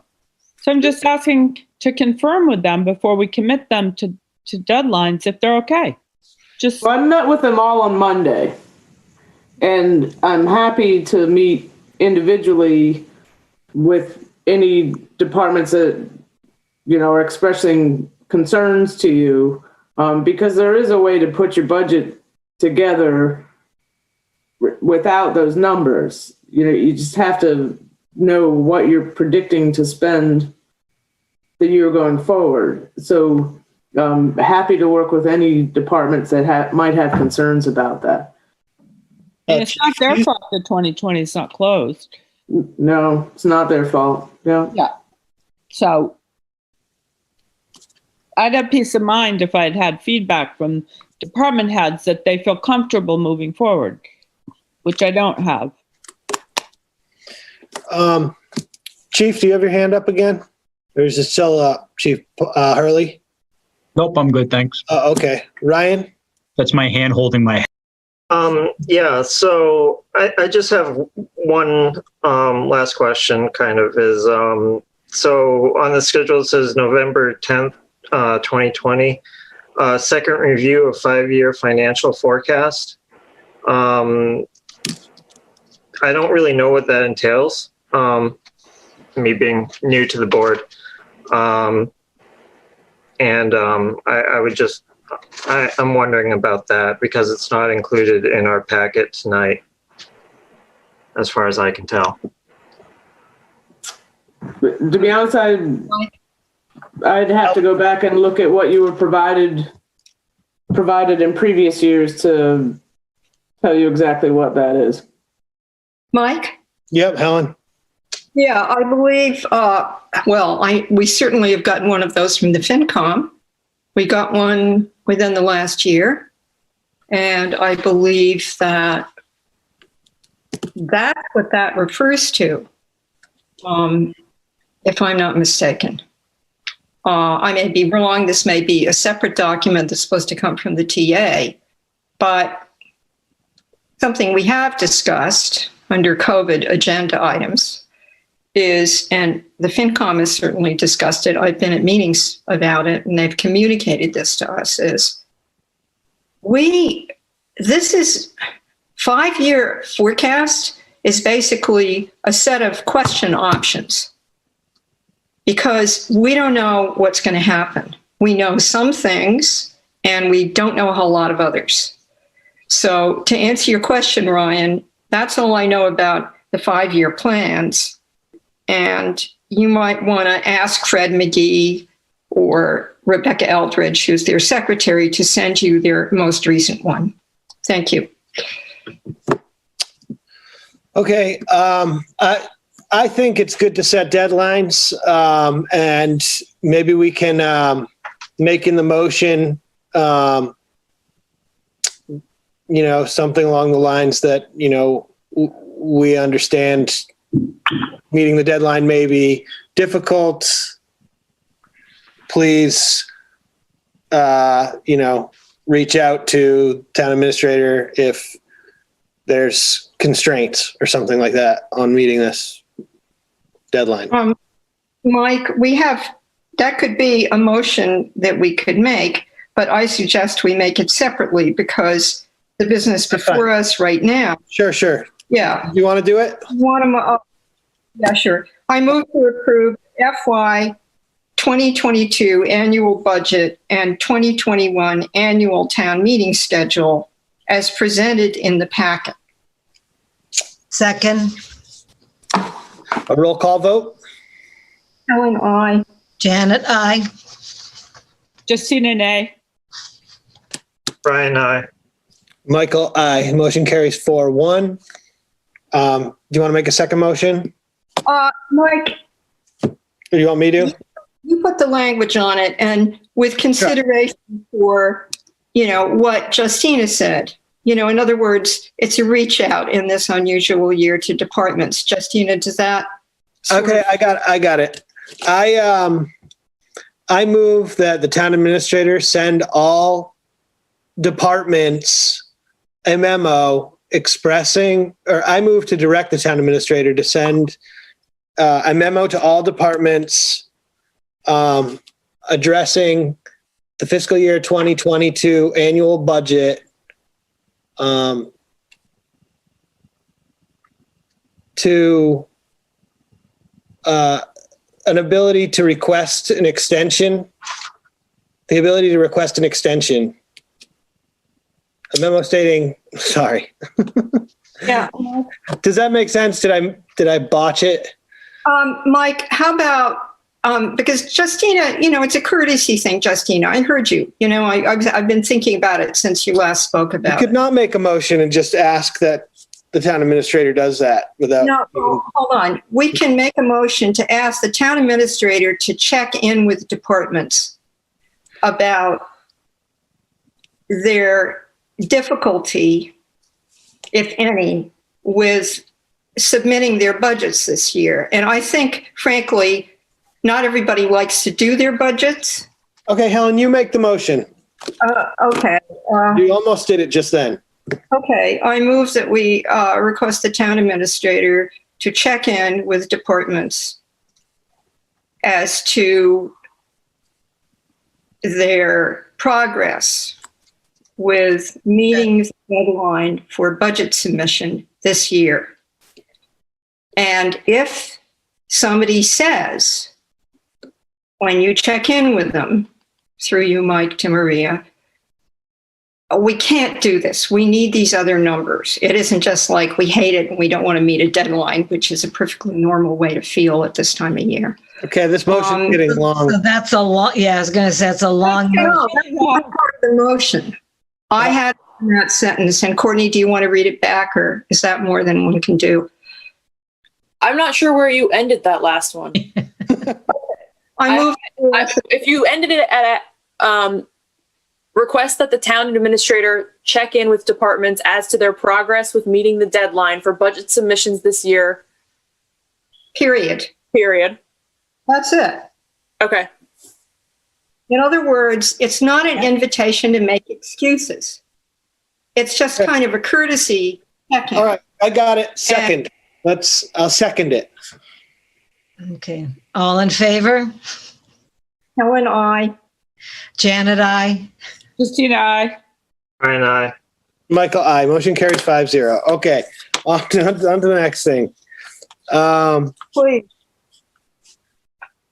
Review. We didn't do the FY 2022 budget policy now? Yes. Okay. Mike? Yep. Mike? If nobody had any problems with it, I had one change in the third section down under enterprise funds. Third section down. Okay. I think I got On the that. first page. Yep. It's otherwise all good. And this is based on real life. Enterprise funds, as we know, and Justina knows it and I know it because we both were water commissioners. Enterprise funds are all about that department, that part of the government, those expenses getting paid by that unit. That's what an enterprise fund is.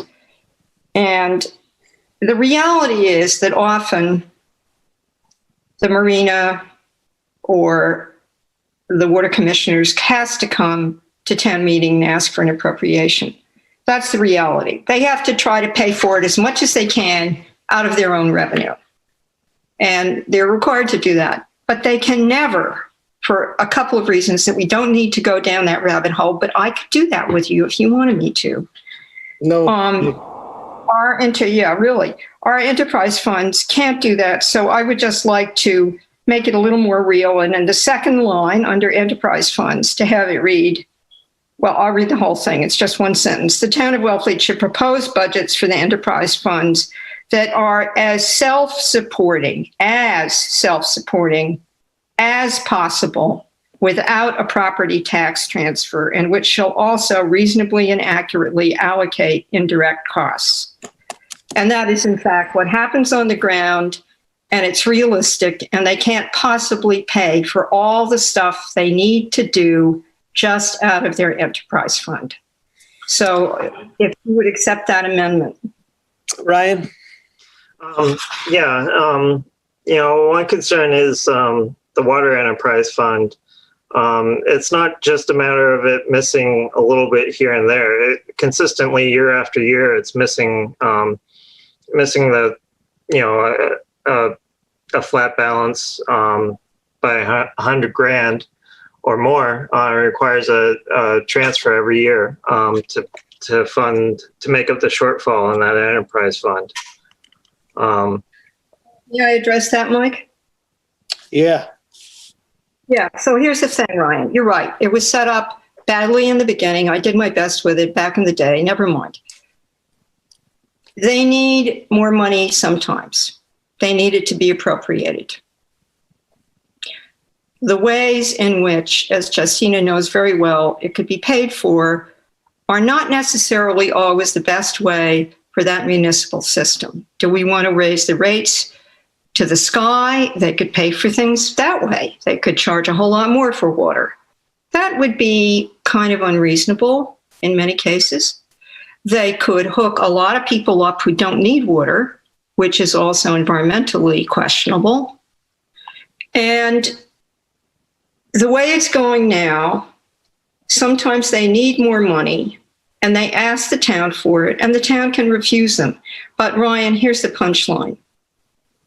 Because they are operating with an enterprise system, fund, whatever, they are committed to paying for as much of it as well as possible every year.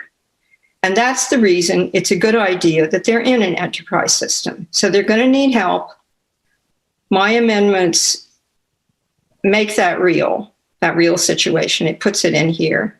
And it doesn't say that they can't do that, because there's some things that both the marina, for whatever reason, and the water enterprise, and the water commissioners need to have some extra money for. Town meeting can always say no. But that's the only reason I made these amendments, just to make it so that it's against the law, as it were, not against the policy. It's not a law. Justina, go ahead and then I'll speak. Yeah. Well, briefly, one function of an enterprise fund is an accounting measure that isolates the revenues and expenses associated with an activity or structure, such as the enterprise fund, such as the water system, or such as the marina. And with the water system, and then you can look at it to see whether it breaks even or makes money or loses money, and it's clear the water system loses money. Whatever promises were made at a point in time that the water system would be free were inaccurate. Nobody promised that. It's unfortunate those promises were made. But we could go back and relitigate that, and I won't keep you here all night. But an enterprise fund is essentially an accounting tool to isolate the costs, the revenues and expenses associated with an activity of the town. So Helen's revisions do not legitimize the losses, the considerable losses the water system currently operates under, and something may or may not. It's a policy to decide how the water system is run, and it's a policy to decide how the marina is run. Helen's amendments are only logical to that particular description of an enterprise fund, and changing the language of it isn't going to change anything on the water system until policy changes. So I hope, Ryan, that answered your question. Thank you. So for me, I don't support the amendment because I think enterprise funds are self-supporting.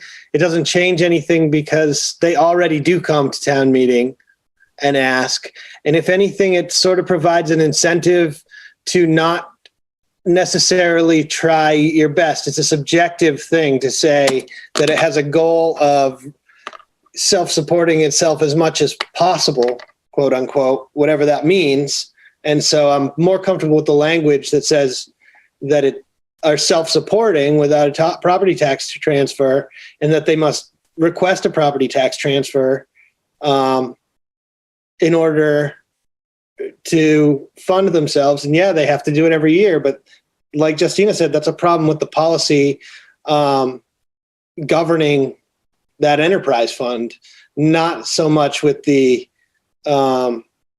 fact that it is an enterprise fund and should be trying to pay for itself. So once you weaken that language, then managing an enterprise fund becomes a lot easier when the language becomes like to the best of your ability or some kind of goal rather than the governing principle. So I'm not in favor of amending. Mike, I could read it over to you and you'd see that's exactly what my amendment did, but never mind. I've got a fever, I feel sick, and I have a further question about what's in red here. Okay. We have some vote on your amendment, or are you on my amendment because it's exactly what you just said. If you read, do you want me to reread the amendment so that you can see? No, I remember the amendment. I remember. Okay, well, it's exactly what you said because it says as possible. Yeah, but that's what I don't agree with. No, that's not an out. That means they have to do it. As best as possible. And also the language of what an enterprise fund, which Justina and I are probably very familiar with. Justina added something to what I said, which is true, which is it's always easier to see what a system, for example, water system is spending if it's in an enterprise fund in the warrant. If it isn't, it's spread all over. I remember those days. But can we get to the stuff that's in red before we approve this? And I don't know who to ask this question of. Ordinarily there'd be an accountant here, but there isn't. Do we have to have these amounts in here? Do we have to know these things that are in red before we approve this policy, Maria? I think we probably should. Well, I think you should. I mean, there's a couple that were TBD dates that tie this to this calendar. So that's why those weren't in there, because that wasn't already approved. Do we know? Yeah. Yeah. So, Finance Committee report on the capital improvement plan shall be delivered by, and, we have a date, we can fill in whatever that date is on here. Can we wait until the next meeting to approve this? Or should, we have a deadline for it? Yeah, I think you can, to be honest with you, because we didn't change anything. We didn't really change anything. We updated it. There's some numbers, estimated appropriation required to meet Finance Committee reserve fund. Some of those numbers, I don't know that you actually know those numbers until you get much further along in the process anyway. So, Mike Travato and I worked on this, and basically we went through everything line by line and sort of updated what you had been using in prior years. So we could approve it with language, for example, in that paragraph by simply saying the estimated appropriation required to meet this goal for FY 2022 is to be determined. That would be fine. Yeah, it's still right, because it's still to be determined, because you already have a percentage of the operating budget that you're referring it to. Okay, same with the other one where you've got a 4.5%, to maintain free cash. Well, you got to certify the free cash, but it's still going to be to be determined, and I'm not sure that you necessarily would have known that number right now previously anyway. Okay. May I make a motion, Mike? Yes, Please. please. Yeah. So I move to approve the FY 2022 budget policy as presented and amended. Okay. In the packet. Second. All in favor? This is to be as amended as Helen amended that language? What, Correct. in the enterprise fund? Yes. Yeah. So I thought it meant the amendments in red. Can I reread them to you? Mm-hmm. This basically says that they have to try Okay. as much, they have to do it as much as possible. And that is reread your amendment, Helen, because we're voting on it. Yes, thank you. The town of Wellfleet should propose budgets for the enterprise funds that are as self-supporting as possible without a property tax transfer, and which shall also reasonably and accurately allocate indirect costs. And then we have the amendments that are also in red. Okay. That's my, as amended, includes that as well as the amendments in red. Is there a second for that? Yeah, I'll second it. Okay, a roll call vote. All in favor as amended with Helen's amendments? And the others, and the other amendments. Helen, Janet, I. And nay.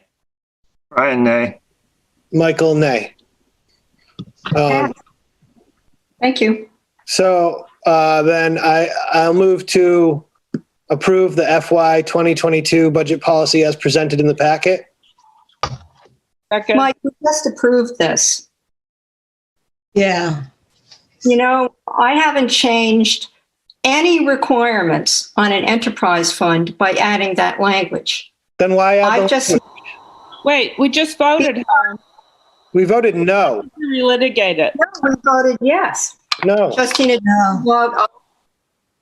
The motion failed 2-3. wait, Justina, what was your vote? I voted no, Helen. I was convinced by Michael's logic. I see, I heard aye. Okay, never mind. It doesn't reflect the real world, but that's okay. No, it Nothing new. doesn't. But I looked up enterprise fund on my phone and I was wrong in my understanding of it. Well, do you want to read it to us, please? So can we move on? Move on. All right. Everyone So we look have it to up. have another motion. I move to approve the FY 2022 budget policy as presented in the packet. Second. Roll call vote. Helen, nay. Janet, I. Christina, aye.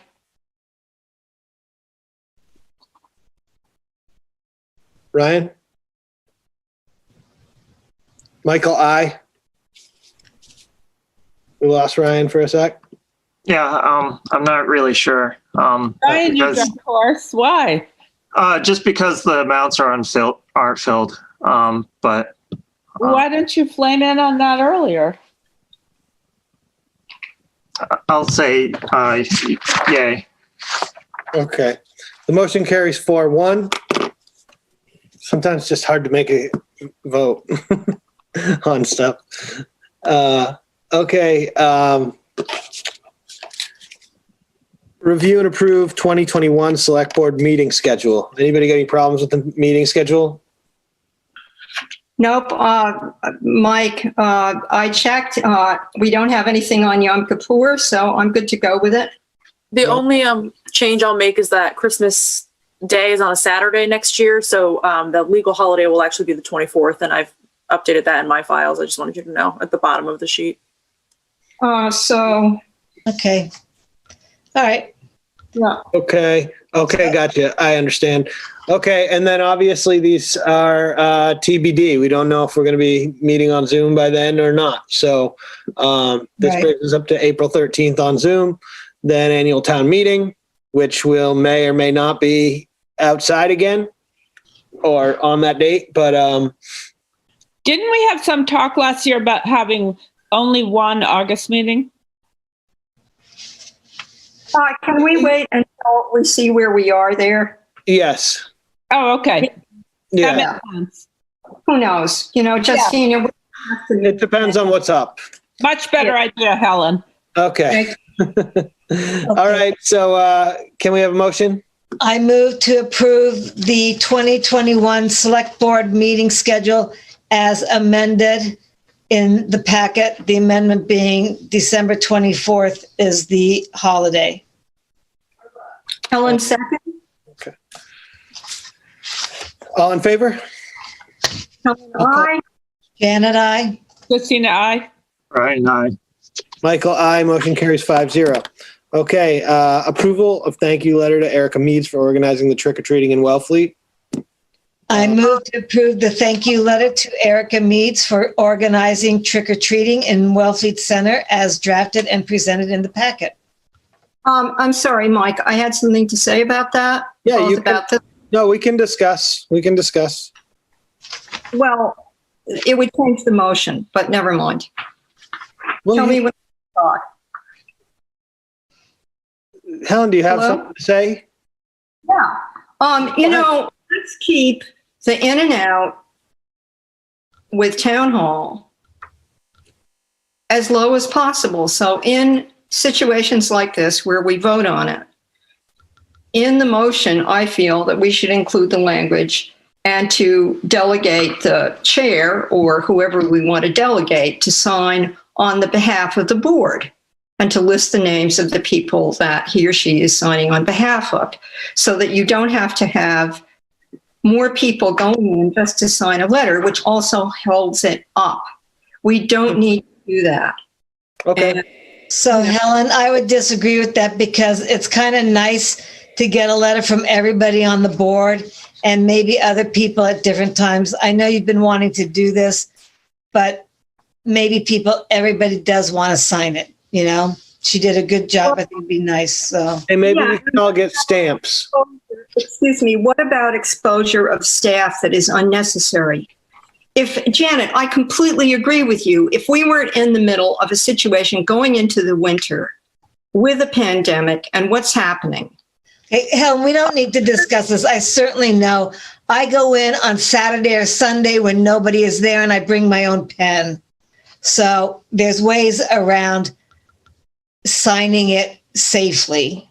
Hey, Courtney, you there? Yes. Can we get stamps made for us? So if anybody can't come in to sign or doesn't feel comfortable, that they could get their name stamped? Yep. Okay. Does that satisfy Helen? Yes, that would satisfy me. And I really like signing things and I like going in there, but just not now. And Janet, I do the same thing. I only go in on, off days and I bring my own pen, but still, Okay. So if you want a particular signature stamped, Helen told me I should neaten mine up for a stamp.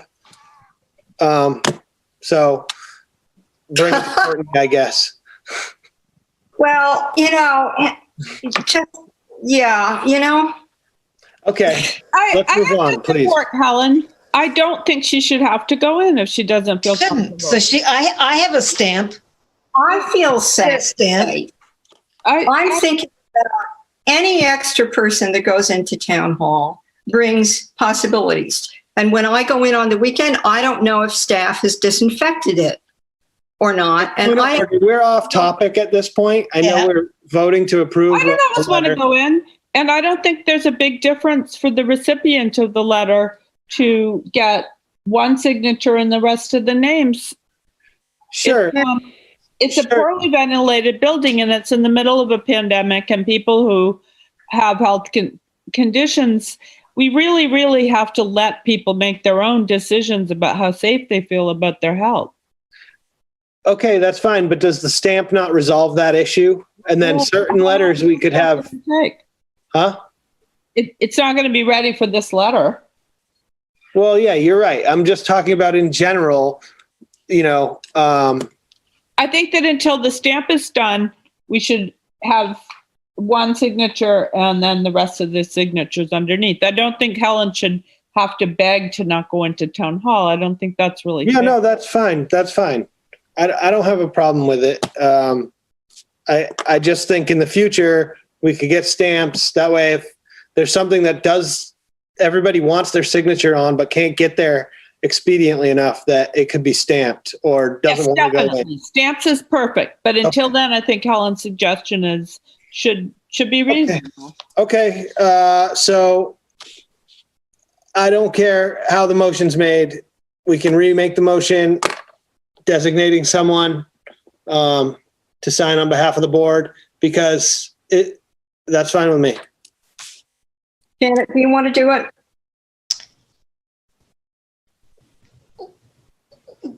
Just approve the letter, and do we really have to even say that has to be signed by everybody or just signed by the? No, and delegate so-and-so to sign it. Mike, do you mind? You're the one who wanted it, so you do it. Okay, I'll do it. I'm very hygienic. Yeah. I move to approve the thank you letter to those involved in the September, oh, no, sorry. Yeah, okay. I was doing the next one. I don't have that in front of me. Janet, do you? Okay. I'd already gone. I move to approve the thank you letter to Erica Meads for organizing trick-or-treating in Wellfleet Center as drafted and presented in the packet, requiring only the signature of the chair. That's fine. Second, Roll call vote? Helen, aye. Janet, aye. Christina, aye. Brian, aye. Michael, aye. Motion carries 5-0. Okay, thank you. And approval of thank you letter to those involved on the September 12th, 2020 ordinance disposal. Ryan? Yep. So I have a couple edits that I can just send to Courtney tomorrow. Okay. Typos. I think you got to just tell us, or do we have to Want me approve? do it now? Okay. On the 1, 2, 3, 4, 5, 6. Let's see, 6th line down, it says U.S. Navy bomb technicians were flow to Wellfleet. Oh, yeah. It's supposed to be they may have flowed, but I think it was flown. Okay. And then, did you do this, Ryan? Yes, I did. So then on the last line of that paragraph, this made it was critical to destroy.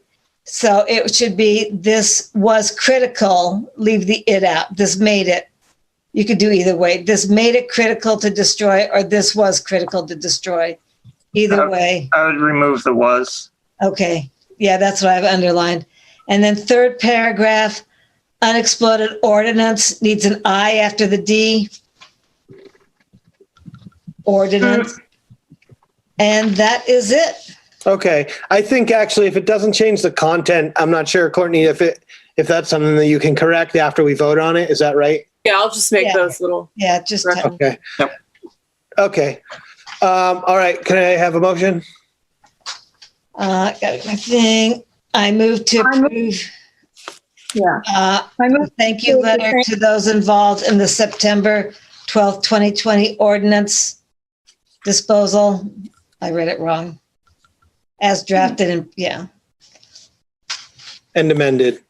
You want me to do it as amended, as edited, as corrected, as corrected? Because Okay. it wasn't amended, it was corrected. Sure. Delegated to go in and sign it.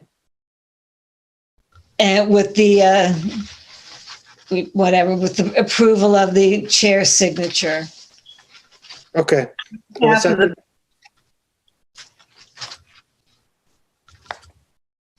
Did you ask for a vote, Mike? I asked for a second. I'll second it. You second it, yep. Roll call vote. Janet, aye. Helen, aye. Christina, aye. Brian, aye. Motion, Michael, aye. Motion carries 5-0. Chief Polly, you got something? Just double check the spell check. It's not, and I appreciate the board's support on this very much, but the term ordinance is not spelled ordinance. So Is it? I will. It is not. I've made that mistake many times myself. And I've written many press releases. So I will just text Courtney the exact spelling of ordinance. Wow, I'm sorry. Wow. No. Please don't be sorry, because I made the same mistake myself a few times. So I'll just let Courtney know the correct spelling of that ordinance. Means mounted guns or artillery. I'm so glad I'm not doing that anymore. Okay, we have COVID-19 updates and recommendations. I do have an email from Hillary about the status of COVID right now in Wellfleet as confirmed. And let me just bring that up. Sorry.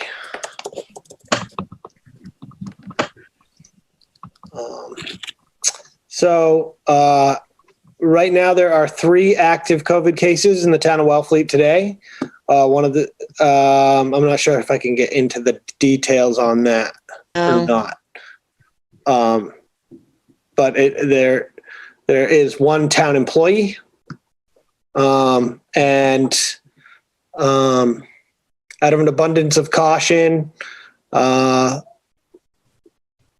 and they're directing those with concern to reach out to the primary care physicians, and everyone's being contact traced.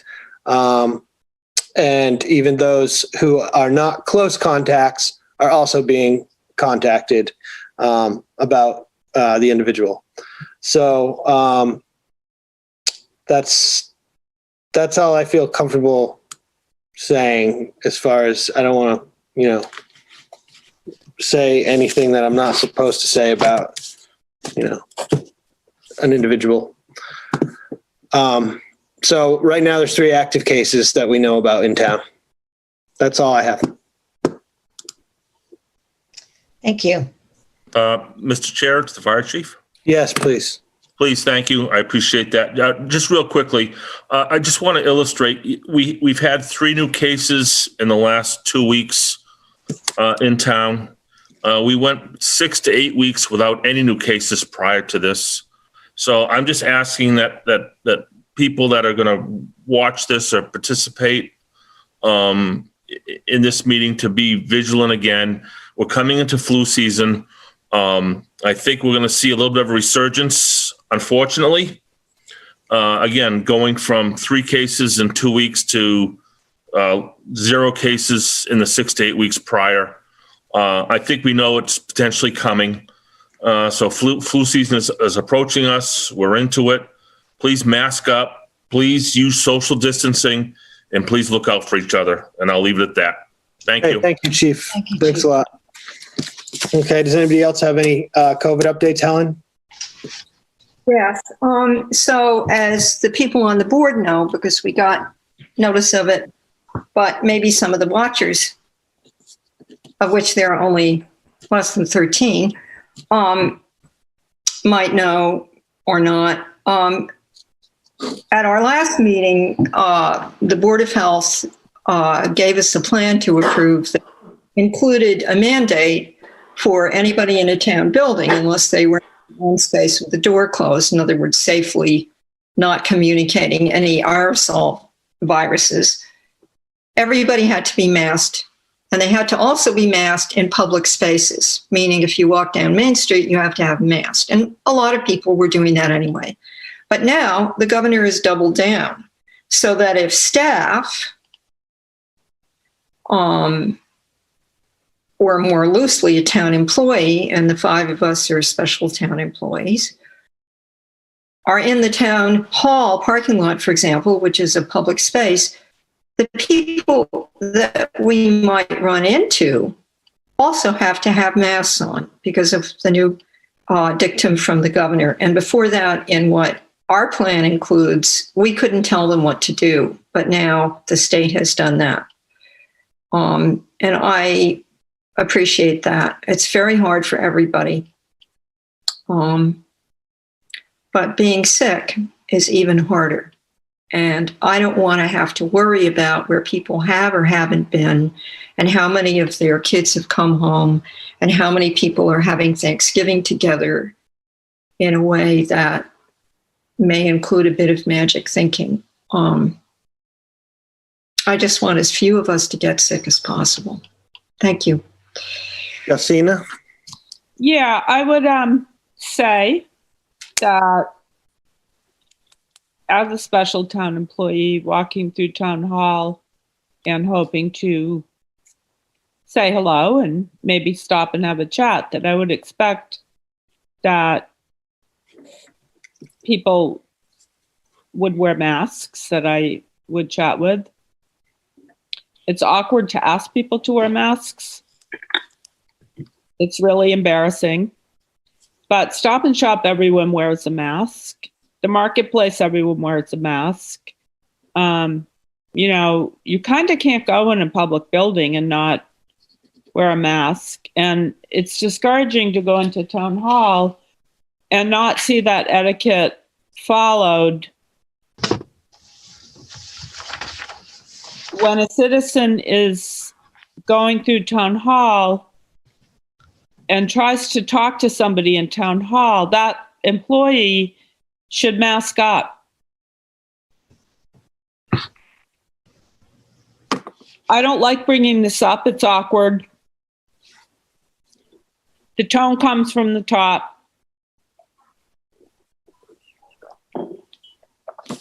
We're going into the winter. Town hall's an old building. The ventilation's not great.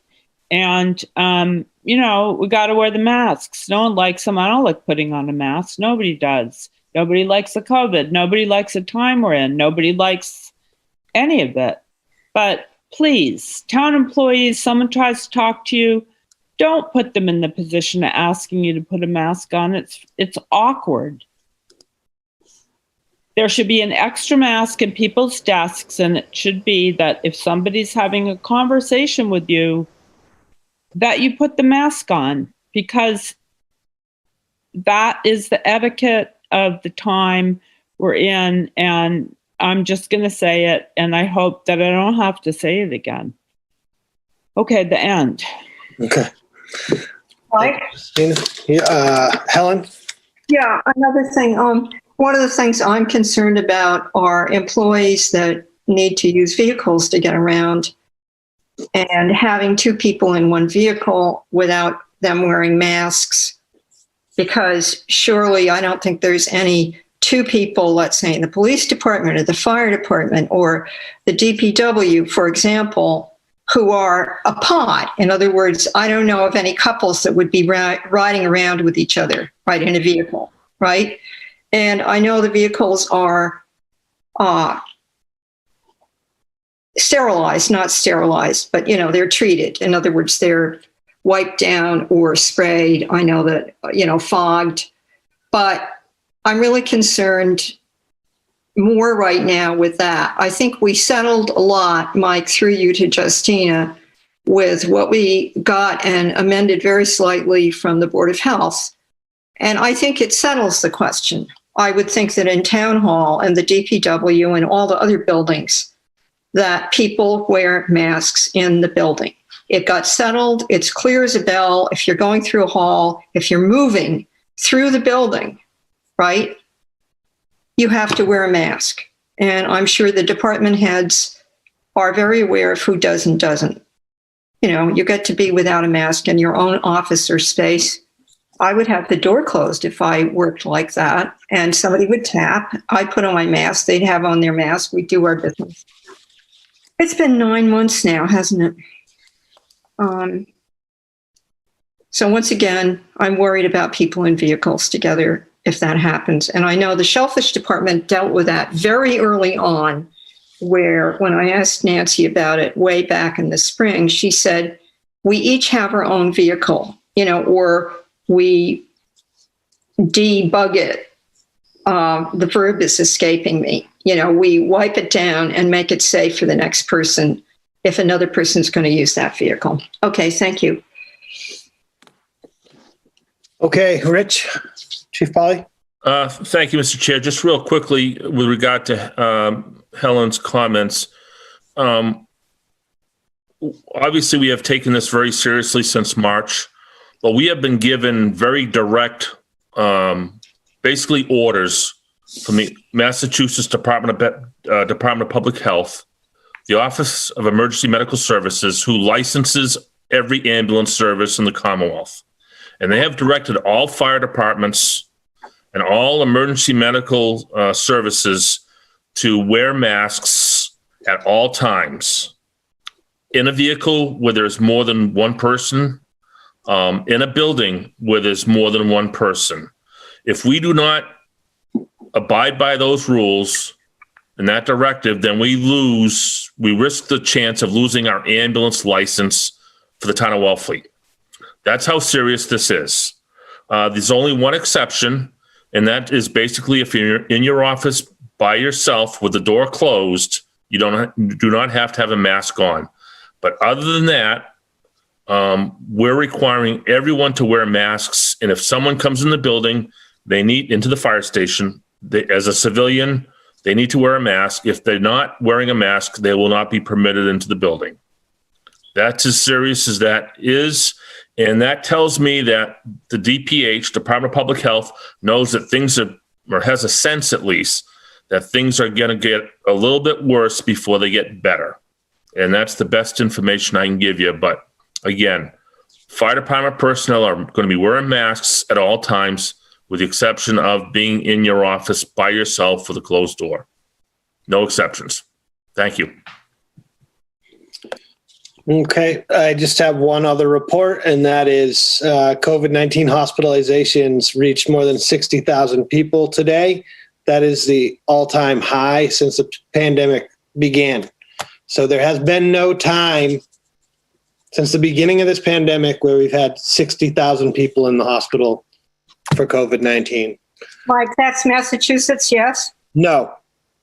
Nationwide, 60,000 hospitalizations, not cases. Got it. Yep. So it's not going away. We've been fortunate in New England that our state governors have taken it seriously and gotten the case count down low enough to relieve some anxiety for sure. But it's not a time to let our guard down, as people are spending more time inside and there's a lot of pandemic fatigue going around. I see it every day. People are tired of it.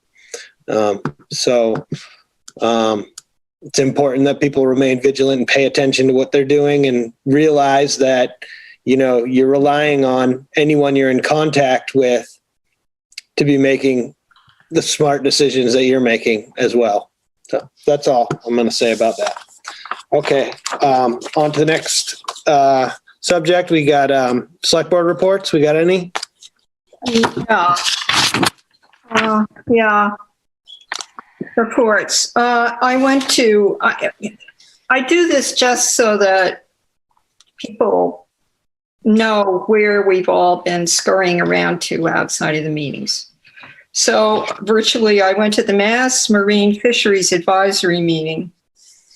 And at the end, when there were public comments, I clearly identified myself as an individual, not as a member sent by the select board. And I brought up, I made a request for them to have an agenda item that looked at the medical harvest for horseshoe crabs, because horseshoe crabs have come up a lot here, and the CONSCOM is concerned about it, and the Shellfish Committee is concerned about it. And with COVID, there's even more use for what is extracted from horseshoe crabs, and our harbor has been decimated. And we have been working, trying to get the powers that be, the DMF, to give us a moratorium in the harbor. And I at least asked for an agenda item for that group to review the harvesting practices and including returning the horseshoe crabs to the water. They're very often harmed. They're very often killed, even though they're supposed to return them live. And I did that. I went to the first State of the Harbor session, which was extraordinary, and there's an audio video of it that you all might really want to listen to. It's only an hour and a half, and the second session is coming up this weekend, and the third one is the weekend after that. And then on Thursday, I'm going to the day-long Herring River technical team meeting. So that's all for me. Okay, thank you, Helen. I don't have a report. Anyone else? No? No. Okay, on to town administrator's report. You got anything else? Chairman. I did want to mention through the hard work of the police chief, the town has received another $14,000 or so in CARES Act funding. And we have had some feedback from another filing for CARES Act. This is COVID-related expenses. So some of the things that we didn't automatically get approved for, they have come back and asked us some questions, which means there's still a possibility. And then the only other couple things I wanted to mention, one, the Comcast license. I have sent you some information on that, and looking to have the attorney that's worked on that address you and the Cable Advisory Committee to answer questions about that. It was a heavy lift, but the density for how many houses have to be within a mile before they add cable service options is being changed to the town's benefit. So look forward to talking to you about that. And then the only other thing is that I did, and this is, I guess several years ago, Wellfleet and many towns across America filed a lawsuit against the manufacturers of opioids. And one of the manufacturers has filed for Chapter 11 bankruptcy. So we just received something that I'll share with you, at least the cover letter that just lets us know that, there isn't going to be as much money there because they've filed for bankruptcy, but the lawsuit will continue to go forward, but the manufacturer will probably be under Chapter 11. That's all that I have. Helen? Go ahead, Helen, you're muted.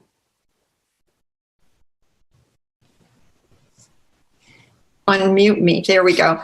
Hi. So, Ryan, new people. I don't think, Mike, you were on when we signed on to that. And checking with you, Maria, my memory is that, and it was clearly stated in the meeting with town council, that the town doesn't have, it's pro bono. In other words, the town, in joining this, didn't have any lawyers' expenses. Isn't that correct? That's my understanding of it. It's sort of a national suit on behalf of the towns, and the town is enjoined on that lawsuit. Okay, thank you. So it's not being handled by KP Law. It's a law firm that is handling it as one big case going forward from all the municipalities that are enjoined in that suit. Yes, but KP Law had something to do with it. In any case, thank you. It was just about to let everybody know and to confirm that there was no expense that the town incurred. Thank you. There's a class action lawsuit. Okay. Topics for future discussion. So, Ryan, oh, sorry, I'm looking at Ryan's name.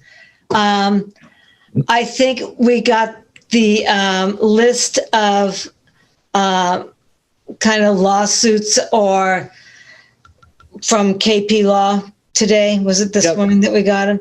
So I think I would like to have an executive session to go over all of them so that Ryan and everybody can be brought up to speed. I agree. Good idea. Mm-hmm. Thank you. I've been wondering about a couple of these. They've been sort of Yeah. waylaid. So I'll let you and Courtney figure out an executive session time. Maybe the fastest thing to do is to just figure it out now. What do you think? Try it. We would need to know about KP laws. Oh, we need KP law. You're right. Okay, forget it. We'll deal with it later. I definitely would like to have town council there. Why don't I do what I did with Brian Carlstrom, where I'll reach out to them and get times that work best for them and then see what works for you all. Yeah, okay. Sounds good. Can I say one thing about that through you, Mike, to Courtney? So,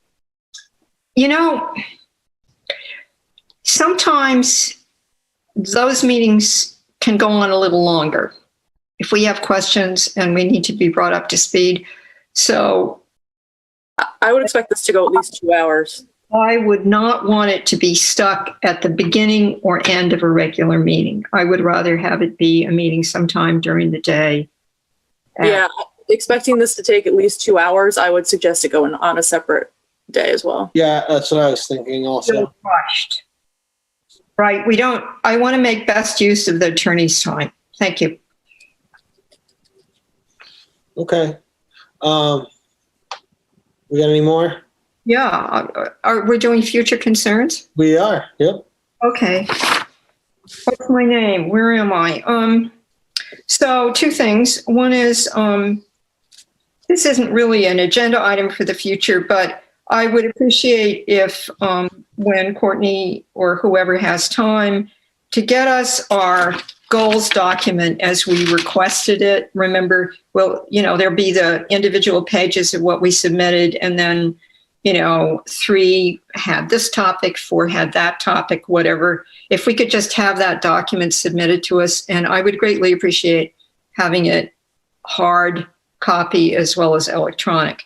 But the main thing I would like for a future concern is 2 things. As I announced yesterday, this Cutler bill, which has to do with, strange into my mind, unnecessary changes to Chapter 130, the shellfishing chapter, among other things. It has cleared one committee and it was approved, and it's going to another committee. And I would like us to submit the same kind of letter. It could be the same letter. It was a good letter. We worked on it together, or at least some of us that were on the board worked on it together.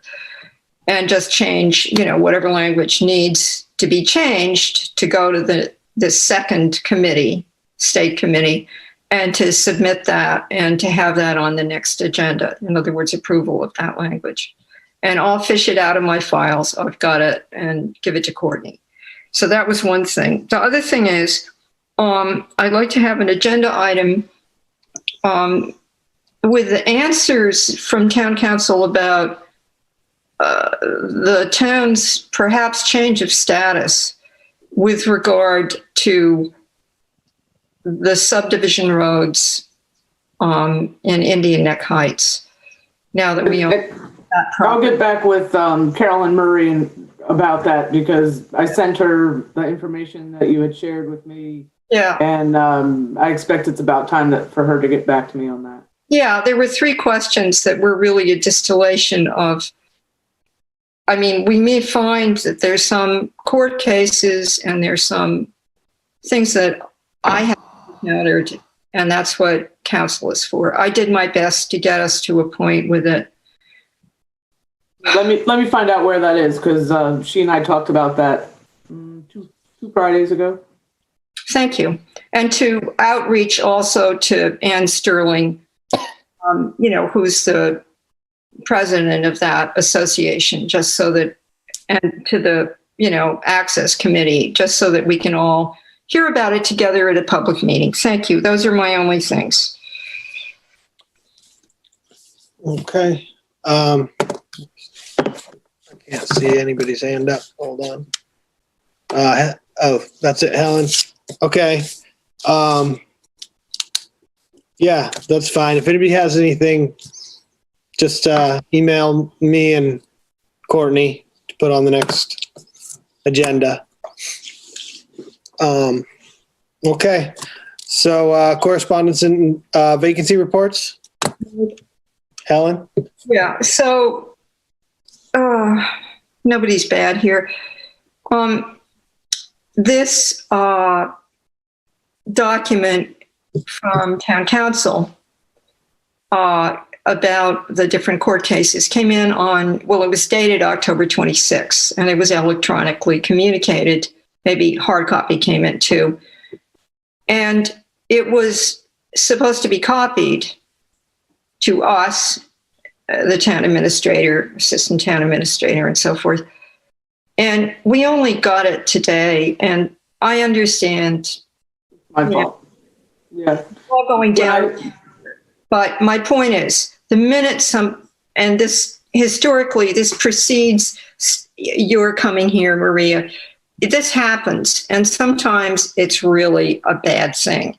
I don't mean bad. I mean, we should have addressed this. We should have known about it. So my request about correspondence in general, or our request, because the board has made it as a request in the past, is the minute you get something electronic like that has us copied, to send it to all of us that same day, please.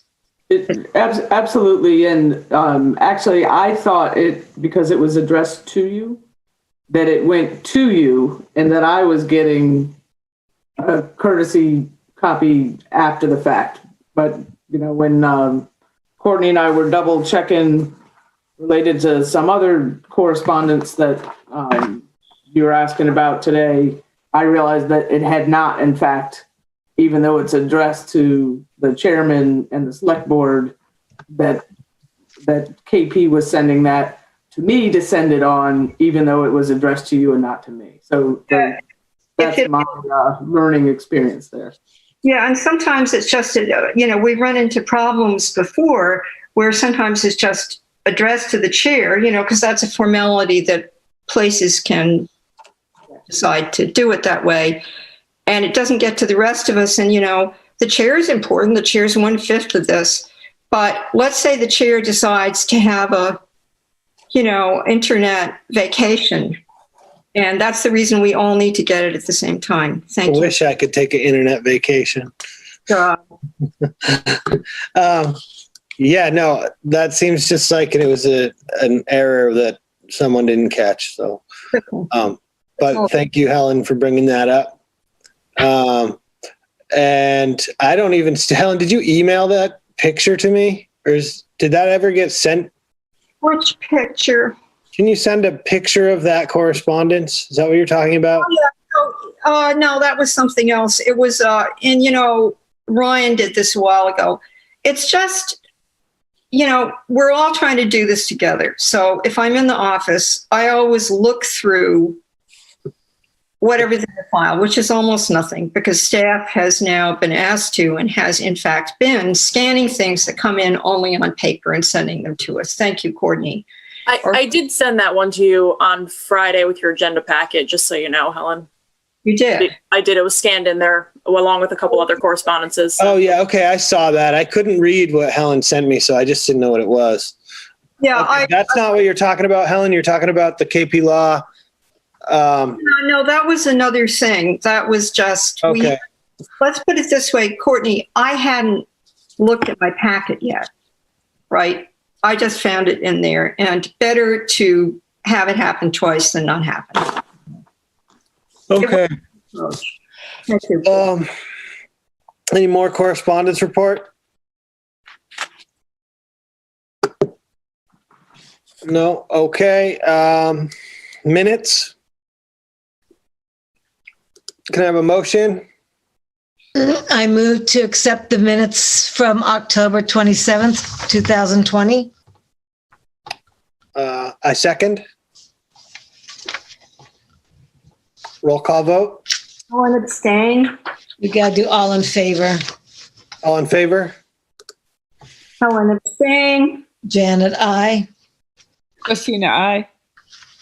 Ryan, aye. Michael, aye. Motion carries 4-0, one abstention.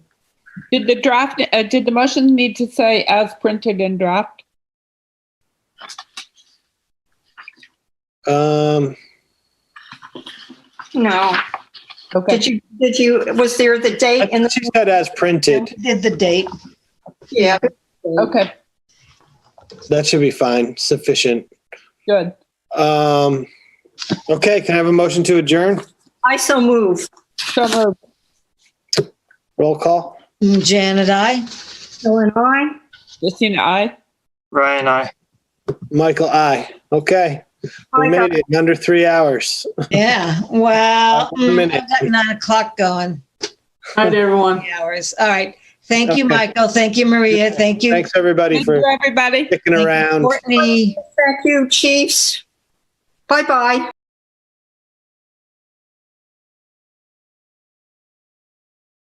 Are you just asking for us to endorse this